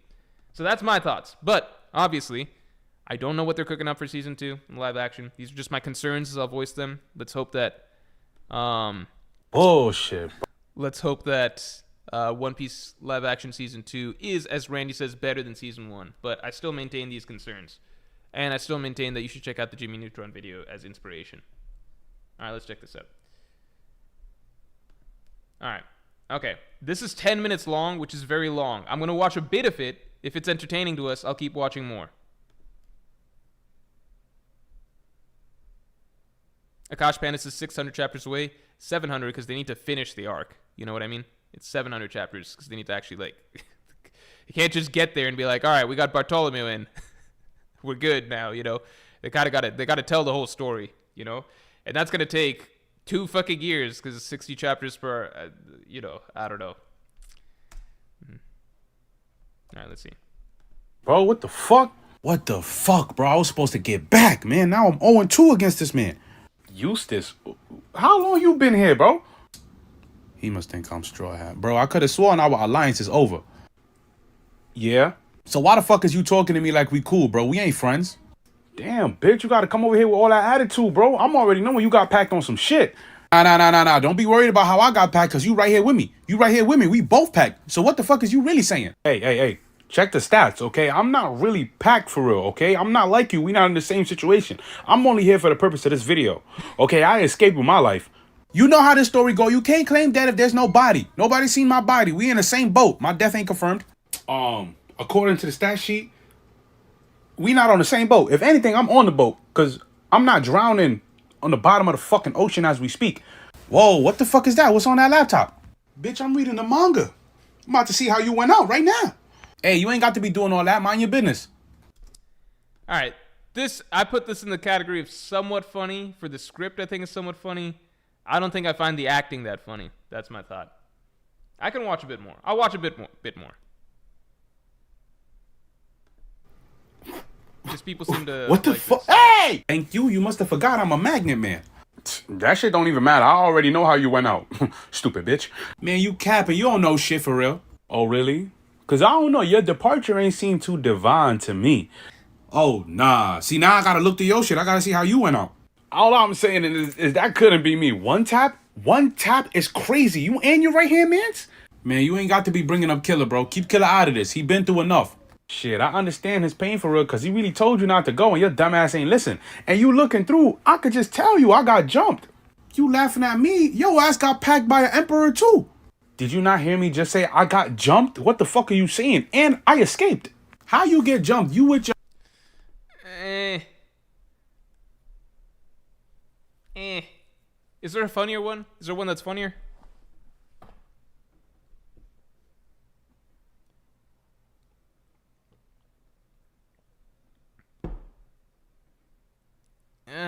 Okay, I might leave it. Maybe it's just not my sense of humor.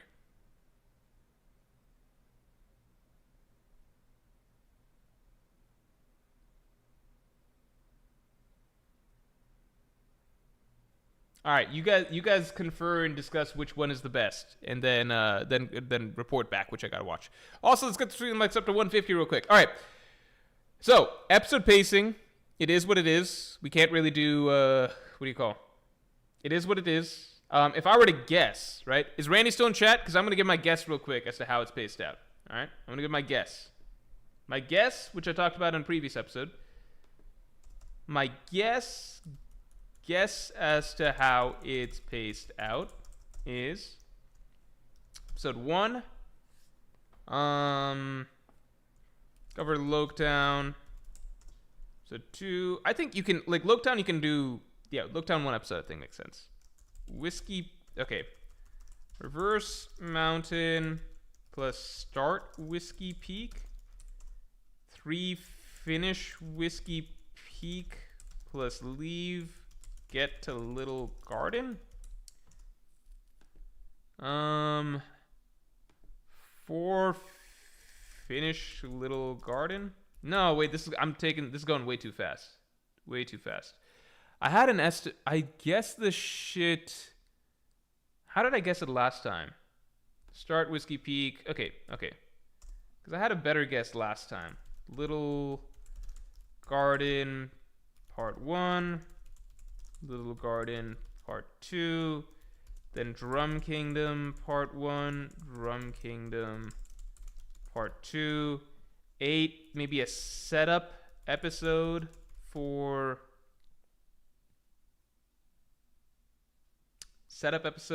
Alabasta. Like they begin heading there, plot lines converge, stuff is teased, something like that. Yeah, I imagine Reverse Mountain's not a full episode, but starting Whiskey Peak, maybe even ending on the, I feel like episode 2 might end on cliffhanger of reveal it's a town of bounty hunters. Maybe that makes sense. Episode 3 finish Whiskey Peak, 4 Little Garden Part 1, 5 Little Garden Part 2. 2 episodes of Drum Kingdom kind of makes sense, right? Drum's not that long. Drum's like Arlong Park length. How did season 1 go? Season 1 was like, first episode, Get Out of Shellstown. Second episode, Orangetown. 3 and 4 were Syrup Village. 5 and 6 were Baratier and leaving Baratier. Then 7, 8, Arlong Park.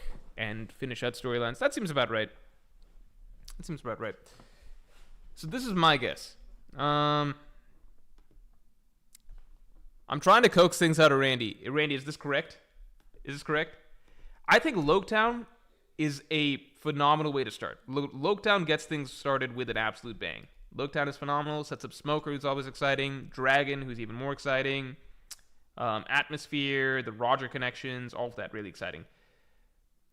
Whiskey Peak, another great little set of episodes because it gets us on the train to Baroque Works, which was actually set up all the way back in episode 1 of the previous season, so that'll be exciting for viewers. Little Garden is when we get to Giants. I think Giants is cool because it's exciting in live action format.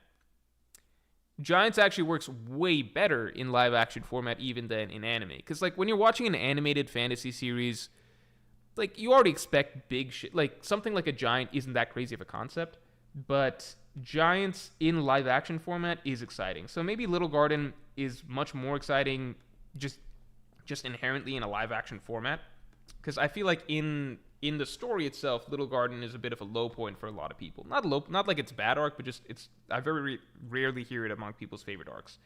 Then Drum Kingdom just has a really good story. The problem is that it's a low stakes story. So if there's stuff that's being done that can make Drum Kingdom a lot more interesting, I think that like it's a beautiful story, but it's not high tension, high difficulty. It's not climactic, and that's probably where my biggest concern for season 2 lies. Because Little Garden you can make more climactic. Just it has giants. Mr. 3 you can make him feel a bit more dangerous. Drum Kingdom Part 1, Part 2. Yeah, if what other people said of like maybe including the Ace storyline in there somewhere, that could be cool. Smoker, maybe have him end up at Drum Kingdom and have the Ace Smoker face off there, that could be cool. Even a hint of Blackbeard or something, that could be cool. Maybe even, I think if you want to make Wapple dangerous, he could just fucking eat that fucking weapons thing that he almost ate but didn't get to. The thing that he claimed, yeah, he actually ate, the weapons thing seems to be what he ate to defeat Dalton in the flashback. But he doesn't eat it against Luffy, and so he remains a neutered villain. Yeah, here he's talking about how if he gets access to the weapons thing, he can fuck some shit up. So maybe, yeah, if he does this, maybe he's a genuine threat. So, if Randy's still in chat, can I get a grade? How'd I do? I'm trying to get him to say something. I feel like he's not going to budge, though.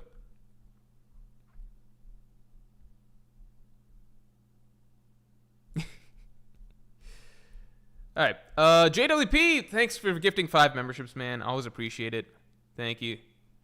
Appreciate it, man. Seriously. Thanks for always coming through chat, gifting the good people of chat these memberships, and obviously I appreciate it quite a bit as well. Thanks a lot, man. Always appreciate you. Javi Berg 420 was gifted a membership. Say thanks to JWP, Gabe Sylvester, Nate D. Great, Scon. Randy Troy was gifted a membership by JWP. Holy shit. Wow, what the fuck? Randy got gifted a membership? Okay, Randy, now you gotta spill something. What the hell? Oh, what the fuck? All right. Anuj Agarwal, thanks for the 5. I don't really watch this guy, but I saw this on TikTok and thought it was funny. On TikTok, man. On TikTok. I think that there's legitimately nothing funny about TikTok. How do I say this? Okay, so you guys remember, I don't know if you guys remember this, but there was a period of time when like TikTok was being like legislated, like whether or not it should be allowed, all that stuff. And I remember there was this thing going on Twitter of people being like, if TikTok's going down, everyone posts like the funniest / best TikToks you've ever seen or whatever. And I was intrigued. I was like, oh shit, like this is a trend that's going on Twitter. A lot of people are posting their best TikToks ever because it seems like the ship is going down. Let me see. TikTok, there was literally not a single TikTok that was posted that was even moderately funny. It was actually so fucking stupid, brain dead, it was insane. And it wasn't, like, at first I was like, oh, maybe I just don't get this sense of humor. But then I watched it a bit and I was like, no, this is actually just, like, comedy going backwards. Because it was like, I remember there was, like, a TikTok of, like, Mexican Yoshi or, like, Mexican Luigi or something like that. And it was literally just, and, like, people were, like, dying in the tweet replies talking about how funny it is. It was, like, some TikTok of, like, oh, Mexican Mario or Mexican, if Yoshi or Mario or Luigi were Mexican or some shit. And I'm watching it, and it's just, like, it's just them talking in Hispanic accents and, like, saying stereotypically, like, lame-ass, like, stereotypically Mexican things. And then, like, one of them making a joke like, I'm illegal or something like that. I'm like, this is literally stuff that was middle school humor back when I was growing up. Like, it's just, this is what people think. And now this is, like, what, like, actual, like, young adults, like, grown-ass 19, 20-year-old people, they find this funny on TikTok. So, like, comedy's going backwards because of TikTok brain rot, in my opinion. You remember when everybody got really upset when I, like, talked about AI or whatever? You guys should be that upset, in my opinion. It's fine to be upset at that stuff, okay? But then also be upset about TikTok, because TikTok is probably the worst shit for our society that I could possibly imagine. I think that there's nothing more that could fuck up our society. That's not true. That's an exaggeration. But I think it is the most clearly prominent thing that is fucking up our society by making the younger generation clearly dumber, clearly less capable of processing information or having original thought. Than anything else going on right now. I'm not watching I've convinced myself I'm not watching a TikTok clip. I'm sorry, Noj. D Factor, thanks a lot. Hey, Morjatron, will you be trying Black Myth Wukong? Apart from Souls-like, I would love to see you play some story-rich RPGs like Cyberpunk or The Witcher 3. I would really like to try Black Myth Wukong. I'm trying to take a little break from games. That reminds me, next stream I'm doing, Chin Ho Wong says Morj had bad experience with TikTok. I've never even used TikTok. I watched, like, when it was going on Twitter and people were saying, like, post the best TikToks you've ever seen. I watched a shit ton of TikToks. Every single one was trash. There is no, like, it was actually terrible. It was genuinely so fucking stupid, it's insane. All right. I don't even know what to, I really don't even know what to say. Morji follow folks with terrible humor. These are popular TikToks, apparently. Like, genuinely, like, these are popular TikToks. I don't know. All right. Let's move it along. Oh, no. What I was going to post about Wukong. All right. JWB says it's just a video sharing app. Whether it's good or bad depends on the people making the videos. My understanding is that the TikTok algorithm, or like just the way TikTok works, one, it's for shorter, snappier type content, which leads to maybe more stupid humor, like just like dumb like an attempt to just do dumb, quick, random humor rather than actually thought out humor. That's my only thought. I can't imagine like TikTok having actually, like, it's just not a platform that could have actually good humor, I imagine. I mean, again, I was there. I watched, I was with an open mind. I clicked on these TikToks that were being posted on Twitter as like the greatest TikToks of all time and stuff, and I was like, each one of these is genuinely terrible. Slog Modorphin, thanks for the 2. There's a good and bad content on every platform. That's not true. BuzzFeed exists. Come on. You think, like, there's so many platforms that have terrible content. 4chan exists. Like, that's not true whatsoever. You can clearly compare, like, you can say there's ratios of things, but like I think most people would agree that a lot of shit posted on Facebook nowadays is fucking stupid, right? There's ratios, like some apps and some social, they're not all equal. They're not just all the same. Otherwise, there wouldn't be differences in platforms. Some platforms are better for posting content than other or are going to have more meaningful content than other platforms. That's like saying, I don't know, like different TV channels or whatever, they're all just going to have good or bad content. It's like, no, some are made to have more polished content and some aren't. All right. I was talking about Black Myth Wukong. So first of all, let me post this, which is, okay, next Friday, because we have no chapter, we'll be doing a Soulsborne boss tier list. Heisenberg says, what's the best platform then? Best platform for comedy? Easily provable. It's no question. It's this. You're not going to find this on TikTok. Be patient. It won't be long. YouTube is the best platform for comedy and, general video essay type. I think YouTube's just the best platform for any of this shit. And TikTok is the platform for basically if you don't have an attention span. All right, here we go. Now, you see, we're waiting for the arrival of certain men. What certain men? Watch this. There! Comedic timing. He shoots! He scores! Neutron is definitely on! Gag. Hey, who's up for some football? Great reference. This level of editing you would not find on TikTok, because TikTok is a bunch of dumb Gen Zs who don't know how to put any effort in anything. All right. Yeah. All right. Tell me if you would find this on TikTok. You would not. You would not. All right. Enough of that. Okay. All right. Anyway, next Friday we'll be doing a Soulsborne tier list. Black Myth Wukong. Can somebody tell me? Gosh, Venice is already. I feel a lot better about myself, like what your sense of humor is. Okay, Black Myth Wukong. Can somebody tell me, is the game good or not? Because I've heard a lot of mixed things. Because I feel like there was a lot of hype for what the game theoretically would be. And then what I'm hearing now is that it's essentially a very limited boss rush. And I'm like, okay, I guess like a boss rush with pretty graphics. Which I'm like, okay, I could enjoy a boss rush. But I'm hearing that the bosses aren't all that great necessarily, and that the combat isn't that great for it to justify itself being just a boss rush. So I'm interested in the game. I think I might enjoy it because it's less time investment than like a Souls game, probably. Maybe easier to pick up and play. I might be wrong. It doesn't need to be Souls-like. I don't care if it's Souls-like or not. I would enjoy a boss rush game. I'm just hearing certain things. I'm hearing mixed things, but I think I'm seeing. I don't know. I think sometimes this can happen too, which is like I think sometimes, if there's something that's like really hyped and then I see a few critiques of it, then I kind of, because I'm almost like looking for a reason not to put time into it. So if I see a few critiques of something, then I'm like, it's not worth it, and I just cling on to the critiques basically. So I don't know if that's like what do you call something to, maybe it's overblown or something. I know that genuinely people really like it.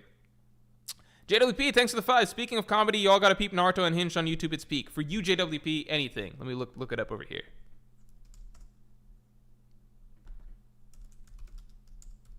Naruto Unhinged.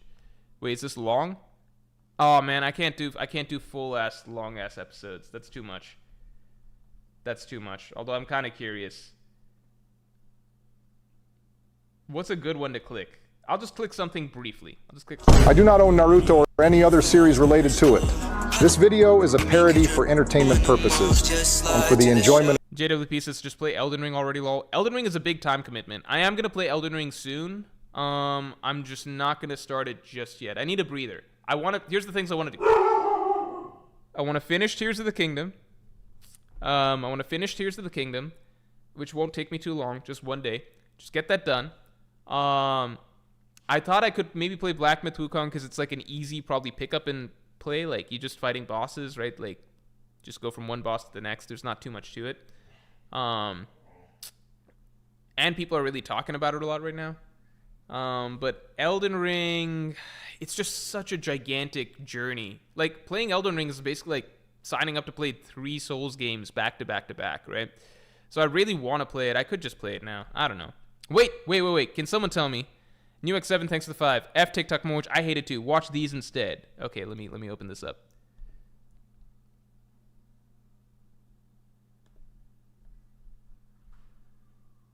Naruto, the village is under attack. What? These niggas must have forgot who was Hokage. Where he at? Wait, Rasengans don't work on him. What? Come again? Rasengans don't work on this enemy. Nigga, fuck you mean Rasengans don't work on him? Don't even make no sense. Nigga, I ain't making the rules of this ass what we're receiving outside. The point is Rasengans ain't working and we need you to come with something else. True. I'm Hokage. That's my job. Right. But what makes the nigga Rasengan resistant is my question. You feel me? My nigga, why you still asking questions?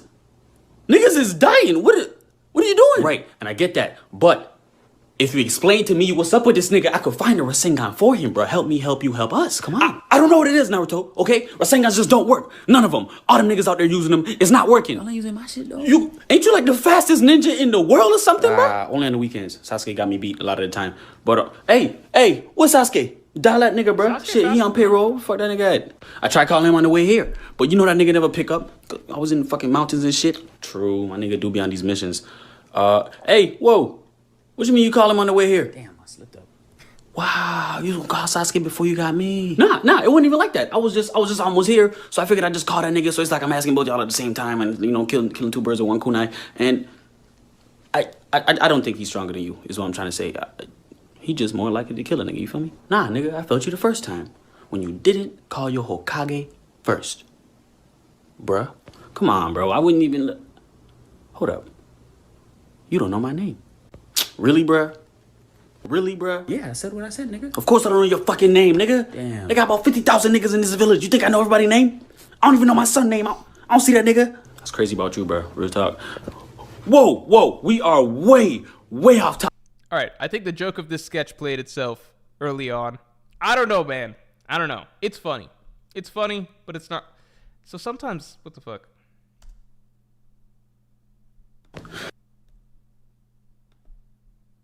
Of fans that follow the original series. But with all that said, please enjoy the video. Episode 8, The Forest of... Yeah, it's actually pretty nice out right now. No one asked for your opinion, you glue guzzler. You literally asked me a question. Bitch, I was monologuing. I don't know. I don't know. I don't know.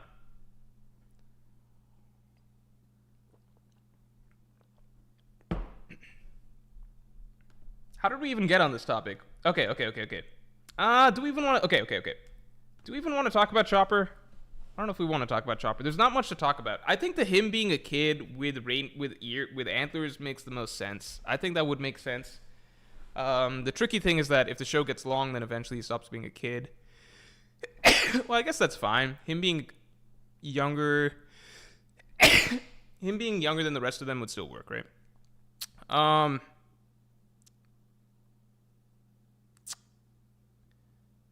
Yeah, it was funny just with repetitive dialogue. Oh, are those AI voices? Shoegaze bro, I used to watch these when I was like 12. Alright, listen.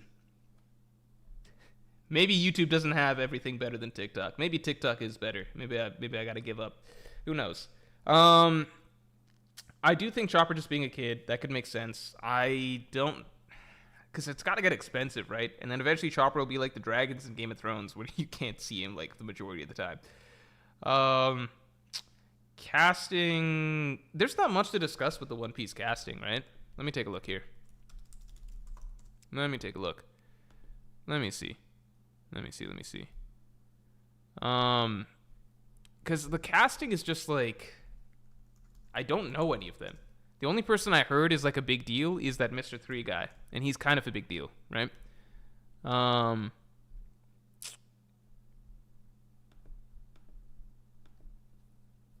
Has Crocodile been cast yet, right? Has Crocodile been cast?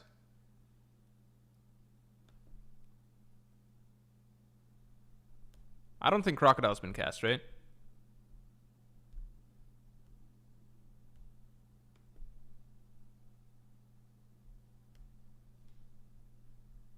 Here's who we have so far.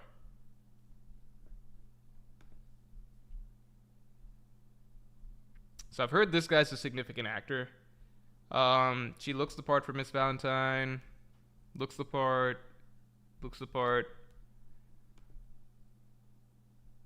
Definitely could be a good smoker. Definitely could be a good Tashigi. This guy could be a great Wapple. Everybody looks the part of what they're supposed to look like.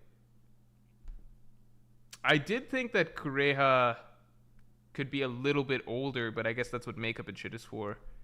Won't get into this because controversial race casting. I don't know. I think no matter what, when you like do a hard race swap like this, it's gonna feel like not exactly the same character as in, you know, the manga originally. So like, I look at her, I'm like, oh, I'm not immediately like, oh, that's Vivi. Because, you know, this is what Vivi looks like, but we'll get used to it as we go, right? So I don't have too many thoughts on the casting, to be honest. Although I know that the casting is what a lot of people were interested in. Mr. 3 actor is really good. Crocus is a good actor, too. Okay, that's good to know.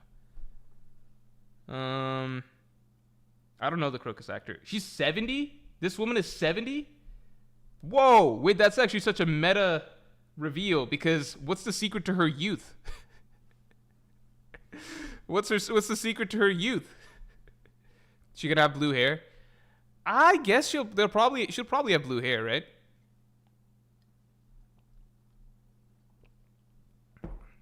I just feel like in some of the cases the wigs took away a bit from the realism. Again, I'll always maintain that Nami's actress did not need a wig, but you know. New York 7, thanks to the 5-man. Theory from Sawyer. Akainu will atone at the end of the will atone at the end by using his magma awakening to create several sky islands to protect people from the Great Flood. That could be interesting. To create several sky islands. Are sky islands made with like magma and water? No, right? But he could make several islands, right? Islands could be made by magma mixing with water. That could be interesting. She looks 70? This does not look 70 to me. Maybe Dewan, a judge, says you don't think Nami needed the wig? No, because her hair is already close to that color, right?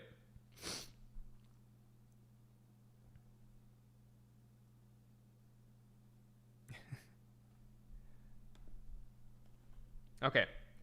The B plot. This is one of my questions, which is, do they need to do one? Do they involve Smoker with Kobe this time? Do they involve Smoker with Kobe? Because Kobe's clearly a character that he was so prominent in season 1, and I know a lot of people who are casual viewers really liked Kobe from season 1, like that plot line. So I'm curious what they do with him. Do they just include him? Because he could easily tag along with Smoker and Tashigi, and you could make something work there. I don't know. Akash Panda says, volcanoes release pyro blowing into the air, creating sky islands. Okay, so Smoker creating sky islands, that could make sense. Or sorry, Akainu creating sky islands, that could make sense. I just don't think Akainu... I don't know. Characters can be redeemable. Like, I think let's start with Kizaru. Kizaru is currently at a redeemable spot, right? John678 says Smoker's already kind of B-plot. Yeah, I'm just like... He's an existing B-plot that they can do a lot with. Could they do some stuff with Ace, or did they save Ace's reveal to the very end? And then do they include Kobe into the Smoker B-plot? Expand on Dalton's story. Cover stories, yeah, they're running cover stories. I think the running cover story at this point was Kobe and Helmut Poe training together under Garp, but yeah, maybe just their training or something and how that plays into stuff. I just wonder if Garp needs to... Yeah, Wakiki says show creators get attached to actors. They're definitely using Kobe. Yeah, because these are like real people that are working with each other, right? So at the end of the day, they need to, like, something being there, you know, to keep these guys around. That makes sense. Also, Garp's actor was in House of the Dragon, which really threw me for a bit because I was trying to figure out if it was Garp or not, and he was. Yeah, I wonder if they'll have Garp still, because they closed season 1 talking about the training.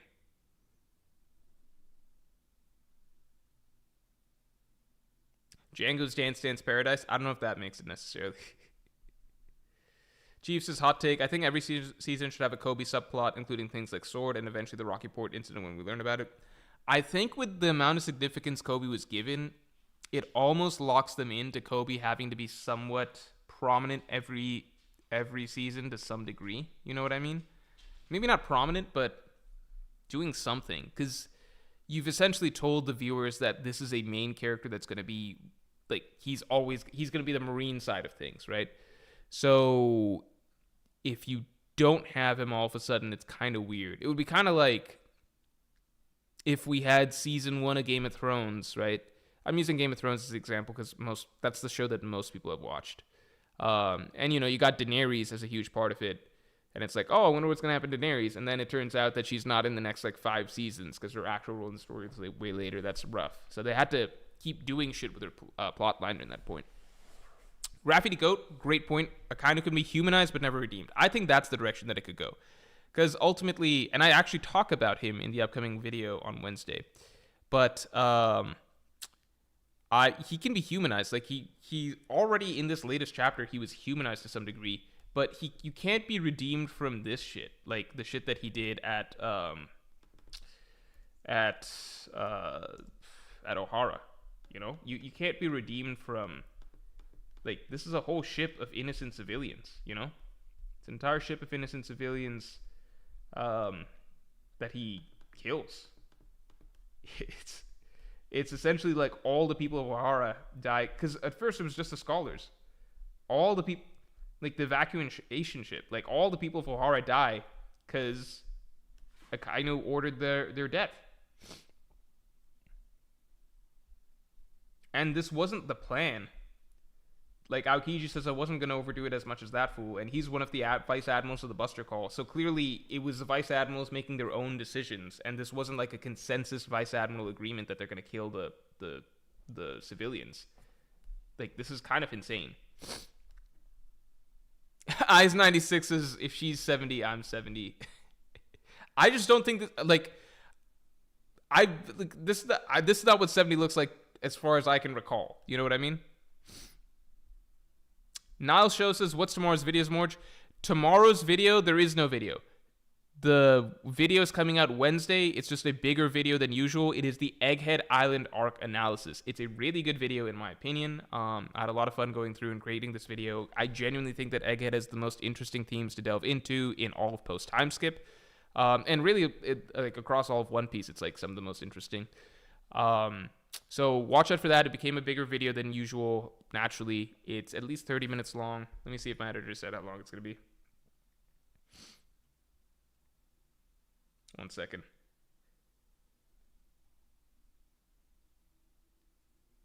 Yeah, it's 30 minutes.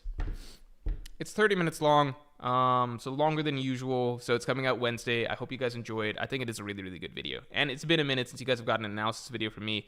The Wano analysis will be coming mid-September, so just wait on that. John678 says how we got Egghead analysis for Wano. Well, simply speaking, Egghead is one of the first arcs where I was it is the first arc where, because I became a content creator in Whole Cake Island, right? So I reread the arc, did the analysis then. Wano was just such a large arc that it was hard to tell, like I took lots of notes as Wano was going naturally, right? But it became so unwieldy that it just turned into like huge sheets and sheets of notes as I was doing it, right? Egghead is the first arc where I think from the very beginning, as the arc was going, I just made a point to make very, very structured notes. So it didn't turn out like Wano again, like very, very structured notes in terms of keeping things very tight and organized, right? Like, oh, he said this pertains to this theme, like clusters of quotes that are like, oh, this pertains to this pertains to this. And I just kept it very structured so everything was piecing together very logically as I did it. So by the time Egghead closed out, the outline that I had was already very close to what the final product of the video would look like. I just needed to take everything and just turn it into actual well-written script format, which did take a long time. I did that last week. It took like at least like a dozen hours or so to write the script, but I done the hard part, I think, a lot of it already. And after that, it was just going back through the arc, parsing through it, seeing what I'd missed, etc. basically. So the Egghead, and it helps, Egghead was just way short. Like, Egghead is a fraction of Wano's length, right? It's less than half Wano's length. So it's a lot easier to tackle that. Think about it like this. Nah, I don't want to get into it. But I just say it's like the length of an arc and how many notes there are for it.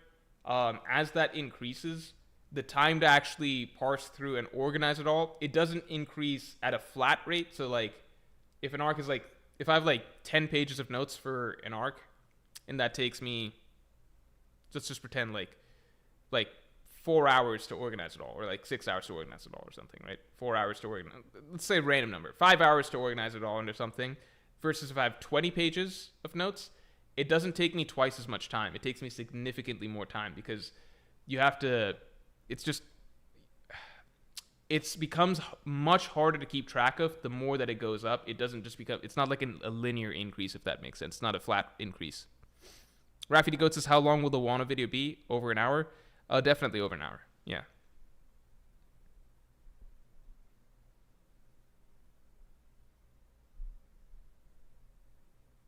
Okay, everyone's still talking about Korea. Enough talking about Korea. I'm also going to call stream in the next 5 minutes. Next 5 minutes, if that's good.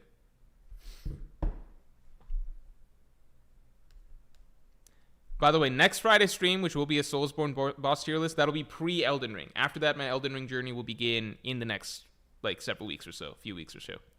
Oh, she's Leela from Futurama. That's why people were saying that. Ah, okay. Interesting. That's kind of cool. I never used to watch that much Futurama, but... Oh, so actually senior week. Wait, can I ask this real quick? Do other high schools do senior week? Did you guys do senior week? So, like, senior week where I'm from, Maryland, when high school ended, this isn't a school-sanctioned thing. It's not a school-sanctioned thing. This is just a thing that seniors decide to do, if this makes sense, right? So once, like, seniors graduate from our high school, most seniors decide that they're going to spend, like, a week partying in the nearby city, Ocean City. So most seniors will like take time to like book like they'll go in groups, book apartments or whatever in groups, or like hotels or whatever the fuck. I forget. I think we did I don't remember B&B was the thing or whatever, but like we were able to book an apartment or whatever that we were going to stay at for senior week. And like that was a big thing in Ocean City. Like once all the seniors graduate, they all flock out to Ocean City to party, get stupid, etc. Do all sorts of stuff basically, right? Again, it's not like a school sanctioned thing. In fact, schools would probably like to have no connection to it. It's just a thing that Maryland students do. Like seniors just go flock out, spend a week there. They want to party, yada yada, right? So I remember I was at senior week and I was with a friend group that I wasn't super tight with, if that makes sense. Because my closest friends didn't want to do senior week, but I had like another group of friends who basically were like my B group of friends, if that makes sense. Or not B group, but they were like friends that, you know, you hang out with from time to time basically. And they wanted to go to senior week, so I went with them and a few people that I didn't really know too well, etc. So we went as a group. And the thing that really united the apartment was they just played Futurama on TV that entire time. Like Futurama was just on TV, whatever, just playing episode after episode during the time that we were at senior week. So that was the one time I watched a bunch of Futurama, and I thought it was pretty funny. Anyway, Terrence Neal says no, but that sounds mad cool. I guess that's pretty, yeah. I don't know. JWP says everyone in Northern Virginia does that too. I think it's a DMV. Yeah. It's a that area thing, DMV thing. Yeah, so that was a lot of fun. So it was fun. I do need lots of personal space. So that was the not fun part of it, because like we're just high school students. We don't actually have money. So I had to ask my parents for some degree of money for this. And obviously they're not going to like shill out for something that they think is kind of, you know, whatever. But like they wanted me to go have a good time. I just graduated. They were being really nice. So like all of that. So, but no like I need space, right? I did not stay for the full week because that would have actually been a nightmare for me. And the way that it worked out was like, there was like one room with a queen size bed, and then everybody else was like couches and stuff. And the bathroom was absolutely disgusting, and the shower was disgusting too. Because we just were high school guys, like just fresh out of high school. They did not cleanly or whatever. So I'm pretty sure I took the couch or the floor each night. I did not sleep well. I think I took couch. I forget if I was able to claim couch or floor. It was bad. It was not good. So it's like, imagine 4 guys in like a small room sleeping there, and then everybody else, or no, 4 guys in a small room sleeping between couch and floor, and then 2 sharing the bed in the bedroom, and that's it. Like that's our space. And then there's a tiny corridor and the shitty, dirty bathroom and shower. And that was senior week. So, and I only stayed 4 days or 3 days or something like that. And I made some excuse to them as to why I couldn't stay the whole week, but I knew going in that I wouldn't be happy with the living conditions for that long. 1 second. 1 second. One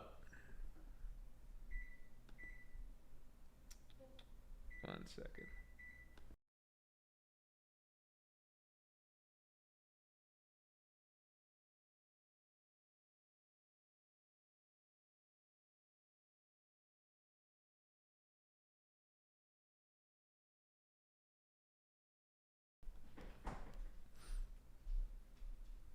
JDG, thanks for the 5. Do you think we get a Marineford 2 with Luffy saving Garp from Blackbeard? With Luffy saving Garp from Blackbeard? No, I don't think so. I definitely don't think so. I don't think that's happening. Growth Stonks, thanks for the 5.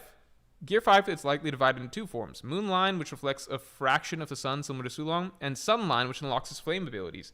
So there was one thing, I don't know if that's going to be the case. I feel like he can already do so much in his form that he doesn't need flame abilities on top of everything. It'd be interesting. But there was one thing that I did theorize during Wano, which was that, so Luffy unlocked the Sun God form during Wano, which was a Gilma Boom says, I like the idea of Gear 5th being it, only improving through Luffy's imagination of his 2 enforce abilities. Yeah, that's my thought process too, which is like, it's in a form where you can fight however you want, right? Like, it should be, you shouldn't need more tools than that. Like, at this point, it's like, if you need more than this to win against the strongest characters, up your hockey, bro. Like, get your hockey up. Like, you don't need more devil fruit transformations. Like, this is it. You've gotten, like, the cream of the crop. Like, you should be happy with this. You could transform into, like, you could make a fist the size of an island. If you're still losing fights, get your hockey up. Like, get into what Joy Boys was at, you know? I don't think Joy Boy didn't even need his fruit to, like, make Emu shit his pants, right? You know what I mean? Like, your fruit is, you're done with the fruit. Like, get better at using it, obviously, but you don't need more fruit power-ups. You're swimming on the shallow end of the pool when it comes to the greatest hockey users of all time. Get to the deep end, you know? That's what you need to do, in my opinion. Yeah, Yokai Gota saying get good. Yeah, like, it's at a certain point, like, you got the equipment. Your equipment's fine. That's not the reason you're losing, right? You need to get better. Get better at using it. Get better at hockey. That's it, right? But I did have a theory throughout a lot of the closing parts of Wano when Luffy used the fruit. No, it wasn't during Wano. I think it was after Wano, which was just that it's interesting that it was the sun god fruit, but a lot of the imagery initially associated with it was like he got it out at nighttime. The silhouette we see is of the sun god against the moon when we first see him in that form, like Luffy jumping against the moon. A lot of that is just visually to make it stand out. But it's all white, like white, pale, that sort of thing. Like, if you remember when the official colors first came out, before the official colors first came out for it, a lot of people had it golden. People thought it was like a Super Saiyan type transformation. Then it turned out to be all white, which is more unique. But the initial instinct for a lot of people is that they assumed it would be golden, right? So I thought it was interesting that it's called the Sun God Fruit. I was like, oh, we haven't seen it during the day just yet. What if it's different when the sun is actually out? What if there's another aspect to its power? Then he fought Lucci, and I was like, okay, well, that kind of disproves that, right? Yeah, and I think by the time the Kizaru fight came around, it was just like, okay, he's clearly fighting outside in the sun. It's just the fruit is what it is, which is perfectly fine because the fruit does so much as is. It doesn't need more. All right, guys. I think we're pretty much done. Yeah, thanks for tuning in, everybody. We have no chapter this week, so I'm just going to do a fun stream on Friday. I think I'll do it Friday, like, midday. I might do it, like, a bit happy hour. I might, like, drink a beer or something next Friday's stream. I'll see. But I'm going to do just talk about a niche interest that I don't want to elaborate too much during streams itself, which is, like, Soulsborne boss tier list. We can talk a bit of One Piece as well, obviously. But yeah. So I got that up. All right, everybody. I will talk to you all later. And yeah, thanks for tuning in.